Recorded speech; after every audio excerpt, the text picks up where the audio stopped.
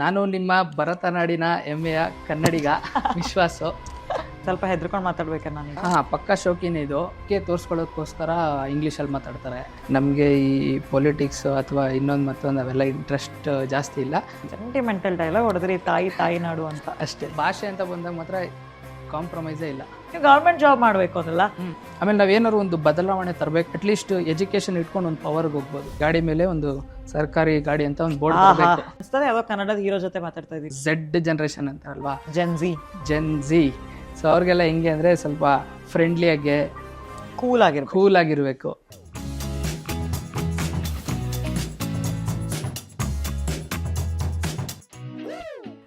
Hello and welcome to India's only student podcast no filter please. ಇವತ್ತಿನ episode ಸಿಕ್ಕಾಬಟ್ಟೆ special. ಯಾಕೆಂದರೆ ನಾ full ಕನ್ನಡದಲ್ಲಿ ಮಾತಾಡೋಳಿದ್ದೀನಿ. ಆ್ಯಂಡ್ ನಮ್ಮ ಜೊತೆ ಇವತ್ತು ಪಕ್ಕಾ ಲೋಕಲ್ ಹುಡುಗ ವಿಶ್ವಾಸ್ ಇದ್ದಾರೆ, ಹೂ ಇಸ್ ಸ್ಟಡಿಂಗ್ MBA ಸೌಂದರ್ಯ ಕಾಲೇಜಲ್ಲಿ. ವಿಶ್ವಾಸ್, ವೆಲ್ಕಮ್ ಟು ದ ಶೋ. ಇದು ಒಂದೇ ಪದ ಇಂಗ್ಲೀಷಲ್ಲಿ, ನೀವು ಹೇಳಿದ್ರೆ ಪೂರ್ತಿ ಕನ್ನಡದಲ್ಲಿ ಮಾತಾಡೋದು. ಪೂರ್ತಿ ಕನ್ನಡ. ಯಾಕೆ ಜನ ಇತ್ತೀಚೆಗೆ ಕನ್ನಡ ಬಂದರೂ ಉಪಯೋಗಿಸಲ್ಲ? ಅಲ್ಲಿಂದಾನೇ ಶುರು ಮಾಡೋಣ. ಕನ್ನಡ ಪಕ್ಕ ಶೋಕಿನೇ ಇದು. ಯಾಕಂದರೆ ಮನೇಲಿ ಮಾತೃಭಾಷೆ ಕನ್ನಡ ಇಟ್ಕೊಂಡು ಹೊರಗಡೆ ಜನಕ್ಕೆ ತೋರಿಸ್ಕೊಳ್ಳೋಕ್ಕೋಸ್ಕರ ಇಂಗ್ಲೀಷಲ್ಲಿ ಮಾತಾಡ್ತಾರೆ. ಆಮೇಲೆ ಸ್ವಲ್ಪ ಫ್ಯಾನ್ಸಿ ಆಗಿರಲಿ. ಕೆಲವ್ರು ಏನಂದರೆ ಹುಡುಗಿರನ್ನ ಬೀಳ್ಸ್ಕೊಳ್ಳೋಕ್ಕೂ ಮಾತಾಡ್ಬೋದು. ಅದು ಕರೆಕ್ಟಾದ ಪಾಯಿಂಟ್ ಹೇಳಿದ್ರಿ ನೋಡಿ. ಬಟ್ ಬೀಳ್ತಾರ ಹುಡುಗಿರು ಇಂಗ್ಲೀಷಲ್ಲಿ ಮಾತಾಡಿದ ತಕ್ಷಣ? ಬೀಳೋ ಚಾನ್ಸಸ್ ಇದೆ. ನೀವು ಬೀಳ್ಸ್ಕೊಂಡಿದ್ದೀರಾ ಇಂಗ್ಲೀಷಲ್ಲಿ ಮಾತಾಡಿ? ನೀವು ಕನ್ನಡದಲ್ಲೇ ಮಾತಾಡಿ ಬೀಳ್ಸ್ಕೊಂಡಿದ್ದೀರಾ? ಕನ್ನಡದಲ್ಲೇ ಮಾತಾಡ್ತೀವಿ, ಅದಕ್ಕೆ ಯಾರೂ ಬಿದ್ದಿಲ್ಲ. ಬಟ್ ವಿಶ್ವಾಸ್, ಎಲ್ಲಿನವ್ರು ನೀವು? ಮೂಲತಃ ಎಲ್ಲಿನವರು? ರಾಮನಗರ. ಓ, ಈ ಸೋಫಾಲ್ ಇವಾಗ ರಾಮನಗರ ವರ್ಸಸ್ ಹಾಸನ, ಯಾರು ಈ ಸಲ ಗೆದ್ದಿದ್ದು ನಿಮ್ಮ ಊರಲ್ಲಿ? ಐಡಿಯಾ ಇಲ್ಲ, ಪೊಲಿಟಿಕ್ಸ್ ಎಲ್ಲ ಇಂಟ್ರೆಸ್ಟ್ ಇಲ್ಲ ನನಗೆ. ನಾನು ಅನ್ಕೊಂಡೆ ರಾಮನಗರದಲ್ಲಿ ಎಸ್ಪೆಷಲಿ ಗೌಡ್ ಹುಡುಗರಿಗೆಲ್ಲ ಪಾಲಿಟಿಕ್ಸಲ್ಲಿ ಫುಲ್ ಇಂಟ್ರೆಸ್ಟ್ ಇರುತ್ತೆ ಅಂತ. ಅದು ಯಾವಾಗಲೂ ಕಾಂಗ್ರೆಸ್ JDS ಅವ್ರು ಜಗಳ ಮಾಡ್ತಿರ್ತಾರಲ್ಲ. ಇಲ್ಲ, ಪೊಲಿಟಿಕ್ಸಲ್ಲೆಲ್ಲ ಇಂಟ್ರೆಸ್ಟ್ ಇಲ್ಲ ನಮಗೆ. ಈ ಪೊಲಿಟಿಕ್ಸ್ ಅಥವಾ ಇನ್ನೊಂದು ಮತ್ತೊಂದು ಅವೆಲ್ಲ ಇಂಟ್ರೆಸ್ಟ್ ಜಾಸ್ತಿ ಇಲ್ಲ. ಫ್ರೆಂಡ್ಸು, ಆಮೇಲೆ ಏನಂತಾರೆ ತಾಯಿನಾಡು, ಇಷ್ಟೇ ನಮ್ಗೆ. ಸೆಂಟಿಮೆಂಟಲ್ ಡೈಲಾಗ್ ಹೊಡೆದ್ರಿ, ತಾಯಿ ನಾಡು ಅಂತ. ಅಷ್ಟೇ. ತಾಯಿ ಅರ್ಥ ಆಗುತ್ತೆ, ತಾಯಿನಾಡು ಯಾಕೆ? ತಾಯಿನಾಡು ಯಾಕಂದರೆ ನಾವು ಇಲ್ಲಿ ಹುಟ್ಟಿದ್ದೀವಿ ಅಂದಮೇಲೆ ನಾವು ಏನಾದರೂ ಮಾಡಬೇಕು. ಬಿಕಾಸ್ ಅದು ನಮಗೊಂದು ಏನಂತಾರೆ, ಇಂಗ್ಲೀಷಲ್ಲಿ ಹೇಳ್ತೀನಿ ಪದನ, ಐಡೆಂಟಿಟಿ. ಬರಲ್ಲ, ಇಂಗ್ಲೀಷ್ ಕನ್ನಡ ಮಾತಾಡ್ಬೋದು. ಬಟ್ ಸೊ ನಾವು ಬೇರೆ ಕಂಟ್ರಿಗೆ ಹೋದಾಗ ನಮ್ದೊಂದು ಐಡೆಂಟಿಟಿ ಏನಿರುತ್ತಲ್ವ. ಒಳ್ಳೆ ಆನ್ಸರ್ ಕೊಟ್ರಿ.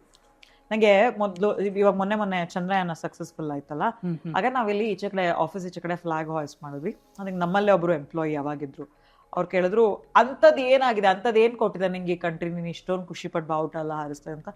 ದಟ್ಸ್ ಇಂಪಾರ್ಟೆಂಟ್ ಅಲ್ಲ? ನಮಗೆ ನಮ್ಮ ಐಡೆಂಟಿಟಿ ಕೊಟ್ಟಿದೆ ಈ ದೇಶ, ಇದಕ್ಕಿಂತ ಹೆಚ್ಚಿಗೆ ಏನು ಕೊಡೋಕ್ಕಾಗುತ್ತೆ? ಏನು ಕೊಡೋಕ್ಕಾಗತ್ತೆ?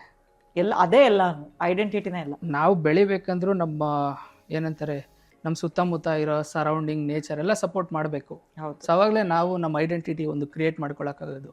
ಕರೆಕ್ಟ್. ಆ ಐಡೆಂಟಿಟಿ ದೇಶ ಕೊಡುತ್ತೆ. ಹೌದು. ಓಕೆ, ನಾವಿನ್ನೂ ಡೀಪಾಗಿ ಅಂದರೆ ಒಳ್ಳೆ ನೋಟಲ್ಲಿ ನಾವು ಕಾನ್ವರ್ಸೇಷನ್ ಶುರು ಮಾಡಿದ್ವಿ. ಫುಲ್ ದಬಾಂಗಾಗಿ ನೀವು ಎಂಟ್ರಿ ಕೊಟ್ಟಿದ್ದೀರಾ. ಬಟ್ ನಮ್ಗೆ ಅದಕ್ಕೆ ಇನ್ನೂ ಜಾಸ್ತಿ ಮಾತಾಡಿ ನಿಮ್ಮ ಬಗ್ಗೆ ಹೆಚ್ಚಾಗಿ ತಿಳ್ಕೊಳ್ಬೇಕು ಅಂದರೆ ನೀವೊಂದು ಸ್ವಲ್ಪ ಬೇಸಿಕ್ ಇಂಟ್ರೊಡಕ್ಷನ್ ಕೊಡಬೇಕು. ಸೊ ಎಲ್ಲಿನವರು ನೀವು? ಸ್ಕೂಲಿಂಗ್ ಎಲ್ಲಿ ಮಾಡಿದ್ರಿ? ಏನು ಓದಿದ್ರಿ? ಇವಾಗ ಏನಕ್ಕೆ MBA ಮಾಡ್ತಾ ಇದ್ದೀರಾ? ಅಪ್ಪ ಅಮ್ಮ ಏನು ಮಾಡ್ತಾರೆ? ನಾನು ನಿಮ್ಮ ಭರತನಾಡಿನ ಹೆಮ್ಮೆಯ ಕನ್ನಡಿಗ ವಿಶ್ವಾಸು. ನಾನು ಬಂದು ರಾಮನಗರದವನು. ನಮ್ಮ ತಂದೆಯವರು ಊರು ರಾಮನಗರ, ನಮ್ಮ ಅಮ್ಮ ಅವ್ರದ್ದು ಮಾಗಡಿ. ಓಕೆ. ಆ್ಯಂಡ್ ನಮ್ಮ ತಂದೆ ಬಂದು ಪೊಲೀಸ್ ಡಿಪಾರ್ಟ್ಮೆಂಟಲ್ಲಿ ಇದ್ದಾರೆ, ASI ಆಗಿ ಕೆಲಸ ಮಾಡ್ತಿದ್ದಾರೆ, ಫ್ರೆಸೆಟ್ ಅವನು. ಓ. ಆ್ಯಂಡ್ ಸ್ವಲ್ಪ ಹೆದರ್ಕೊಂಡು ಮಾತಾಡ್ಬೇಕಾ ನಾನೀಗ? ಆ ಥರ ಎಲ್ಲ ಏನಿಲ್ಲ. ನಮ್ಮ ಅಮ್ಮ ಬಂದು ಗೃಹಿಣಿ. ಆ್ಯಂಡ್ ನನಗೊಬ್ಬ ಅಣ್ಣ ಇದ್ದಾನೆ, ಅವನು ಬಂದು ಪ್ರೊಫೆಷ್ನಲ್ ಟ್ಯಾಟೂ ಆರ್ಟಿಸ್ಟ್. ಓ, ತೋರಿಸಿ ಕೈಯಲ್ಲಿ ಟ್ಯಾಟೂ. ನನಗೆ ಯಾಕೆ ಅಣ್ಣ ಆರ್ಟಿಸ್ಟ್, ನೀವು ಯಾಕೆ ಹಾಕ್ಸ್ಕೊಂಡಿಲ್ಲ? ಇಲ್ಲ, ನನಗೆ ಗೌರ್ಮೆಂಟ್ ಜಾಬ್ ಮಾಡಬೇಕು ಅಂತ ಇದೆ. ಸೊ ಅದಕ್ಕೋಸ್ಕರ. ಓ, ಗೌರ್ಮೆಂಟ್ ಜಾಬ್ ಕೊಡಲ್ವಾ ಟ್ಯಾಟೂ ಇದ್ರೆ? ಟ್ಯಾಟೂ ಇದ್ರೆ ಕೊಡಲ್ಲ. ಯಾಕೆ? ಏನಾಗುತ್ತೆ ಅಂದರೆ, ನೀವು ಅಬ್ಸರ್ವ್ ಮಾಡಿರ್ತೀರ, ಕೆಲವೊಂದು ಟೆರರಿಸಮ್ ಎಲ್ಲ ಬಂದಾಗ ಅವರು ಟ್ಯಾಟೂಯಿಂದ ರೆಕಗ್ನೈಸ್ ಮಾಡಿಬಿಡ್ತಾರೆ. ಓ. ಸೊ ಆ ರೆಕಗ್ನೇಷನ್ ಇರಬಾರ್ದು. ಪ್ಲಸ್ ಇನ್ನೊಂದೇನೆಂದರೆ ಡಿಸಿಪ್ಲಿನ್. ಸೊ ನೀವು ಎಷ್ಟು ಡಿಸಿಪ್ಲಿನ್ ಆಗಿದೆ, ಈ ಟ್ಯಾಟೂ ಎಲ್ಲ ಏನೆಲ್ಲ ಶೋಕಿಗೆಲ್ಲ ಮಾಡ್ಕೊತಾರೆ. ಬಟ್ ನೀವು ಆ ಶೋಕಿನೆಲ್ಲ ಬೇರ್ಪಡಿಸಿ ನೀವೊಂದು ಗೌರ್ಮೆಂಟ್ ಹುದ್ದೆಯಲ್ಲಿದ್ದಾಗ ಸ್ವಲ್ಪ ಫೋಕಸ್ ಮಾಡಿ ಗೌರ್ಮೆಂಟ್ ಕೆಲಸ. ಓಕೆ. ಸ್ಕೂಲಿಂಗ್ ಎಲ್ಲಿ ಮಾಡಿದ್ದು? ಸ್ಕೂಲಿಂಗ್ ಬಂದು ನಾನು ಫ್ರೆಸೆಟ್ ಟೌನಲ್ಲೇ ಮಾಡಿದ್ದು, 7th ಡೇ ಅಡ್ವೆಂಟಿಸ್ಟ್ ಸ್ಕೂಲ್ ಅಂದ್ಬಿಟ್ಟು. ಸೊ ಅಲ್ಲಿ ಸ್ಟೇಟ್ ಬೋರ್ಡ್, ಅದು ICC ಏನಲ್ಲ. ಲೈಕ್ 1st to 7th ವರೆಗೂ ICC ಇತ್ತು. 8th ಇಂದ ನಾನು ಸ್ಟೇಟ್ ಬೋರ್ಡ್ ಓದಿ. Fraser town, heart of the ಬೆಂಗಳೂರಲ್ಲಿ ಇದ್ದೀರಾ. ಹೆಂಗ್ ಕನ್ನಡದವ್ರು ನೀವಿನ್ನು? ಹೆಂಗೆ ಬೆಂಗಳೂರ್ದು ಮಣ್ಣು ಗಾಳಿ ನಿಮ್ಮನ್ನಿನ್ನೂ ಕರಪ್ಟ್ ಮಾಡಿಲ್ಲ? ಅದು ಹೆಂಗೆ ಅಂದರೆ ನನ್ನ ಫ್ರೆಂಡ್ಸ್ ಸರ್ಕಲ್ ಆ ಥರ ಇತ್ತು. ನಮ್ಮ ಸ್ಕೂಲಲ್ಲಿ ಹೆಂಗಂದರೆ ಬೇಸಿಕಲಿ ತಮಿಳವರಿದ್ದರು ಆ್ಯಂಡ್ ಉರ್ದು ಮಾತಾಡೋರಿದ್ರು. ಬಿಕಾಸ್ ಬೇಸಿಕಲಿ ನೋಡಿದ್ದೀರಾ ನೀವು, ಆ ಬೆಲ್ಟ್ ಎಲ್ಲ ಏನು ಬರೋದಲ್ವಾ, ಮುಸ್ಲಿಂ ಕಮ್ಯುನಿಟಿ ಜಾಸ್ತಿ ಅಲ್ಲಿ. ಸೊ ಆ ಬೆಲ್ಟ್ ಇರೋದ್ರಿಂದ ನಾನು ಮತ್ತು ನನ್ನ ಕೆಲವೊಂದು ಲೈಕ್ 4-5 ಜನ ಫ್ರೆಂಡ್ಸ್ ಇದ್ದರು. ಸೊ ಆ ಫ್ರೆಂಡ್ಸ್ ಏನಂದರೆ ನನ್ನ ಥರನೇ ಮೈಂಡ್ಸೆಟ್, ಸೇಮ್ ಮೈಂಡ್ಸೆಟ್ ಇರ್ತಾರಲ್ವಾ, ಸೇಮ್ ಕನ್ನಡ ಆ ಥರನೇ ಇದ್ದಿದ್ದು. ಸೊ ಸ್ಕೂಲಲ್ಲಿ ಕೂಡ ನಮಗೆ ಹೆಂಗೆ ಅಂದರೆ ಕನ್ನಡ ಲೆಕ್ಚರರ್ಸ್ ಇರ್ತಾರಲ್ವ, ಅವರು ನಮ್ಗೆ ಅಷ್ಟೇ ಕೋಪ್ರೇಟ್ ಮಾಡಿದರು ಇಂಥ ವಿಷಯದಲ್ಲೆಲ್ಲ. ಆ್ಯಂಡ್ ಒಂದು ಸಂದರ್ಭ ಬಂದಿತ್ತು, ಹೆಂಗಿತ್ತು ಅಂದರೆ ತುಂಬ ಜನ ಬರೇ ತಮಿಳಲ್ಲೇ ಮಾತಾಡೋರು, ಅವ್ರಾಗ ಬಂದು ನಮ್ಮನ್ನ ತಮಿಳಲ್ಲೇ ಮಾತಾಡ್ಸೋರು. ನಾವು ಕಲ್ತಿದ್ದೀವಿ ತಮಿಳು, ಎಲ್ಲ ಬರುತ್ತೆ ನಮಗೆ, ಬರಲ್ಲ ಅಂತ ಎಲ್ಲ ಏನಿಲ್ಲ, ಕಲ್ತಿದ್ದೀವಿ. ಒಂದು ಸಿಚುವೇಷನಲ್ಲಿ ತುಂಬ ತಮಿಳವ್ರು ಮತ್ತು ಕನ್ನಡದ ಇದು ಉರ್ದು ಅವ್ರು ಜಾಸ್ತಿ ಆಗಿಬಿಟ್ಟಿದ್ರು. ಸೊ ನಾವು ಇದನ್ನು ಸ್ಟಾಪ್ ಮಾಡಬೇಕಂತ ಒಂದು ಇನ್ಸಿಡೆಂಟ್ ಮಾಡಿದ್ವಿ. ಏನಂದರೆ ಒಂದು ಸಮಾವೇಶ ಥರ ಏನೋ ಕರ್ಕೊಂಡೋಗಿದ್ರು. ಆಗ ಇಂಗ್ಲೀಷಲ್ಲಿ ಬೋರ್ಡ್ ಕೊಟ್ಟಿದ್ರು. ನಾವೇನು ಮಾಡಿದ್ವಿ, ಪೆನ್ ತಗೊಂಡು ಎಲ್ಲ ಕನ್ನಡಿಗ ಅಂತ ಬೋರ್ಡ್ ಹಿಡ್ಕೊಂಡಿದ್ವಿ. ಸೊ ಆಮೇಲೆ ಅದನ್ನು ಕರೆದು ಬೈದಿದ್ರು. ನಮಗೆ ಬೈದ್ರಲ್ಲ ಅಂದ್ಬಿಟ್ಟು ಮತ್ತೇನು ಮಾಡಿದ್ವಿ, ಸ್ಮಾರ್ಟ್ ಬೋರ್ಡ್ ಬರುತ್ತಲ್ವ ವೈಟ್ ಕಲರು, ಸ್ಮಾರ್ಟ್ ಬೋರ್ಡ್ ಎಲ್ಲ ಪ್ರತಿಯೊಂದು ಕ್ಲಾಸ್ ಸ್ಮಾರ್ಟ್ ಬೋರ್ಡ್ ಮೇಲೂ ಕನ್ನಡಿಗ ಅಂತ ಬರ್ಕೊಂಬಂದ್ವಿ. ಆಮೇಲೆ ಕರೆದು ಬುದ್ಧಿ ಹೇಳಿದ್ರು, ಕನ್ನಡಿಗ ಇದ್ದೀರಿ, ಹೌದು ಅರ್ಥ ಆಗುತ್ತೆ, ಬಟ್ ಸ್ಕೂಲ್ ಪ್ರಾಪರ್ಟಿನೆಲ್ಲ ಹಾಳು ಮಾಡೋಗಿಲ್ಲ ಅಂತ ಹೇಳಿದರು. ಸೊ ಕನ್ನಡದ ಬಗ್ಗೆ ಅಷ್ಟೊಂದು ಅಭಿಮಾನ ನಮಗೆ. ಒಂದು ಅಭಿಮಾನ ಇರೋದು ಒಂದು ಕಡೆ, ಬಟ್ ಅಭಿಮಾನನ ಈಚೆ ಕಡೆ ಹೆಮ್ಮೆಯಿಂದ ತೋರಿಸ್ಕೊಂತಿರಲ್ಲ. ನಾನು ಅದನ್ನೇ ಕೇಳಿದ್ದು, ಫ್ರೆಂಡ್ಸ್ ಆಡ್ಕೊಳ್ಳಲ್ವಾ, ಅಥವಾ ಇನ್ನೊಂದು ಕಡೆ ಎಲ್ಲರೂ, ಇವಾಗ ನೀವೇ ಹೇಳಿದ್ರಿ ಬರೀ ಕನ್ನಡದಲ್ಲಿ ಮಾತಾಡೋದ್ರಿಂದ ಹುಡುಗಿರು ಸಿಕ್ಕಲ್ಲ ಅಥವಾ ಗರ್ಲ್ ಫ್ರೆಂಡ್ ಸಿಕ್ಕಲ್ಲ, ಏನೇ ಇರ್ಬೋದು. ನನಗೆ ಏನು ಖುಷಿ ಆಯಿತು ಅಂತಂದರೆ, ಒಂದು ನನಗೂ ಕನ್ನಡ ಬರುತ್ತೆ. ಎಷ್ಟೊಂದು ಕಡೆ ಒಂದೊಂದು ಕಡೆ ಸಂದರ್ಭದಲ್ಲಿ ನಮ್ಮನೇಲೆ ಬೈತಾರೆ, ಅದೇನು ನೀನು ಇಂಗ್ಲೀಷ್ ಅವ್ರ ಮಧ್ಯೆ ಹುಟ್ಟು ಬೆಳೆದವ್ರ ಥರ ಆಡ್ತಾ ಇದೆಯಾ ನೀನು, ಎಲ್ಲೋ ಒಂದು ಕಡೆ ಆ ಕೆಲಸದ ಒತ್ತಡ ಇರ್ಬೋದು, ಇನ್ನೊಂದಿರ್ಬೋದು, ಕನ್ನಡ ಒಂದೊಂದ್ಸತಿ ಮಾತಾಡೋಕ್ಕೆ ಅವಕಾಶ ಸಿಕ್ಕಲ್ಲ. ಬಟ್ ನಂಗೆ ನಿಮ್ಮನ್ನು ನೋಡಿ ಖುಷಿ ಆಯ್ತು, ನೀವು ಅದನ್ನು ಹೆಮ್ಮೆಯಿಂದ ಹೇಳ್ಕೊತಿದ್ದೀರಾ, ಹೌದು ನನಗಿದೆ ಕನ್ನಡ ಅಭಿಮಾನ ಅಂತ. ಅದು ತುಂಬ ಕಮ್ಮಿ ಈಗಿನ ಎಸ್ಪೆಷಲಿ ಶೋಕಿ ಮಾಡೋ ಈಚೆ ಕಡೆ ಜಗತ್ತಲ್ಲಿ.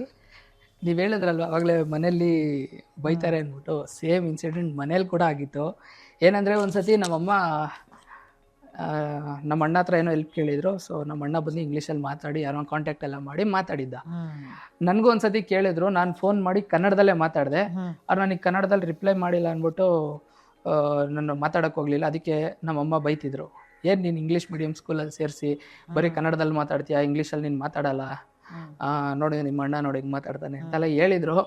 ಬಟ್ ಆಗ ಅನಿಸ್ತಾಯಿತ್ತು, ಇಲ್ಲ ಅಂದರೆ ಏನು ಇಂಗ್ಲೀಷ್ ಬರಲ್ಲ ಅಂತ ಏನಿಲ್ಲ, ಬರುತ್ತೆ, ಆದರೆ ಕನ್ನಡದಲ್ಲಿ ಮಾತಾಡಬೇಕು ಅಂತ ಮಾತಾಡ್ತಾ ಇದ್ದೀನಿ ಅಂತ ಹೇಳಿದ್ದೆ. Very nice, super. ಥರ ಒಂದು ಇನ್ಸಿಡೆಂಟ್ ಇತ್ತು. ಬಟ್ ಬರುತ್ತಾನೆ ಇಂಗ್ಲೀಷ್ ಮೀಡಿಯಮಲ್ಲಿ ಓದಿದ್ದೀರಾ ನೀವು? ಇಂಗ್ಲೀಷ್ ಮೀಡಿಯಮಲ್ಲಿ ಓದಿದ್ದೀವಿ, ಬುಕ್ಸ್ಗಳು ಓದ್ತೀವಿ, ನಾವು ಮೂವೀಸ್ಗಳು ನೋಡ್ತೀವಿ.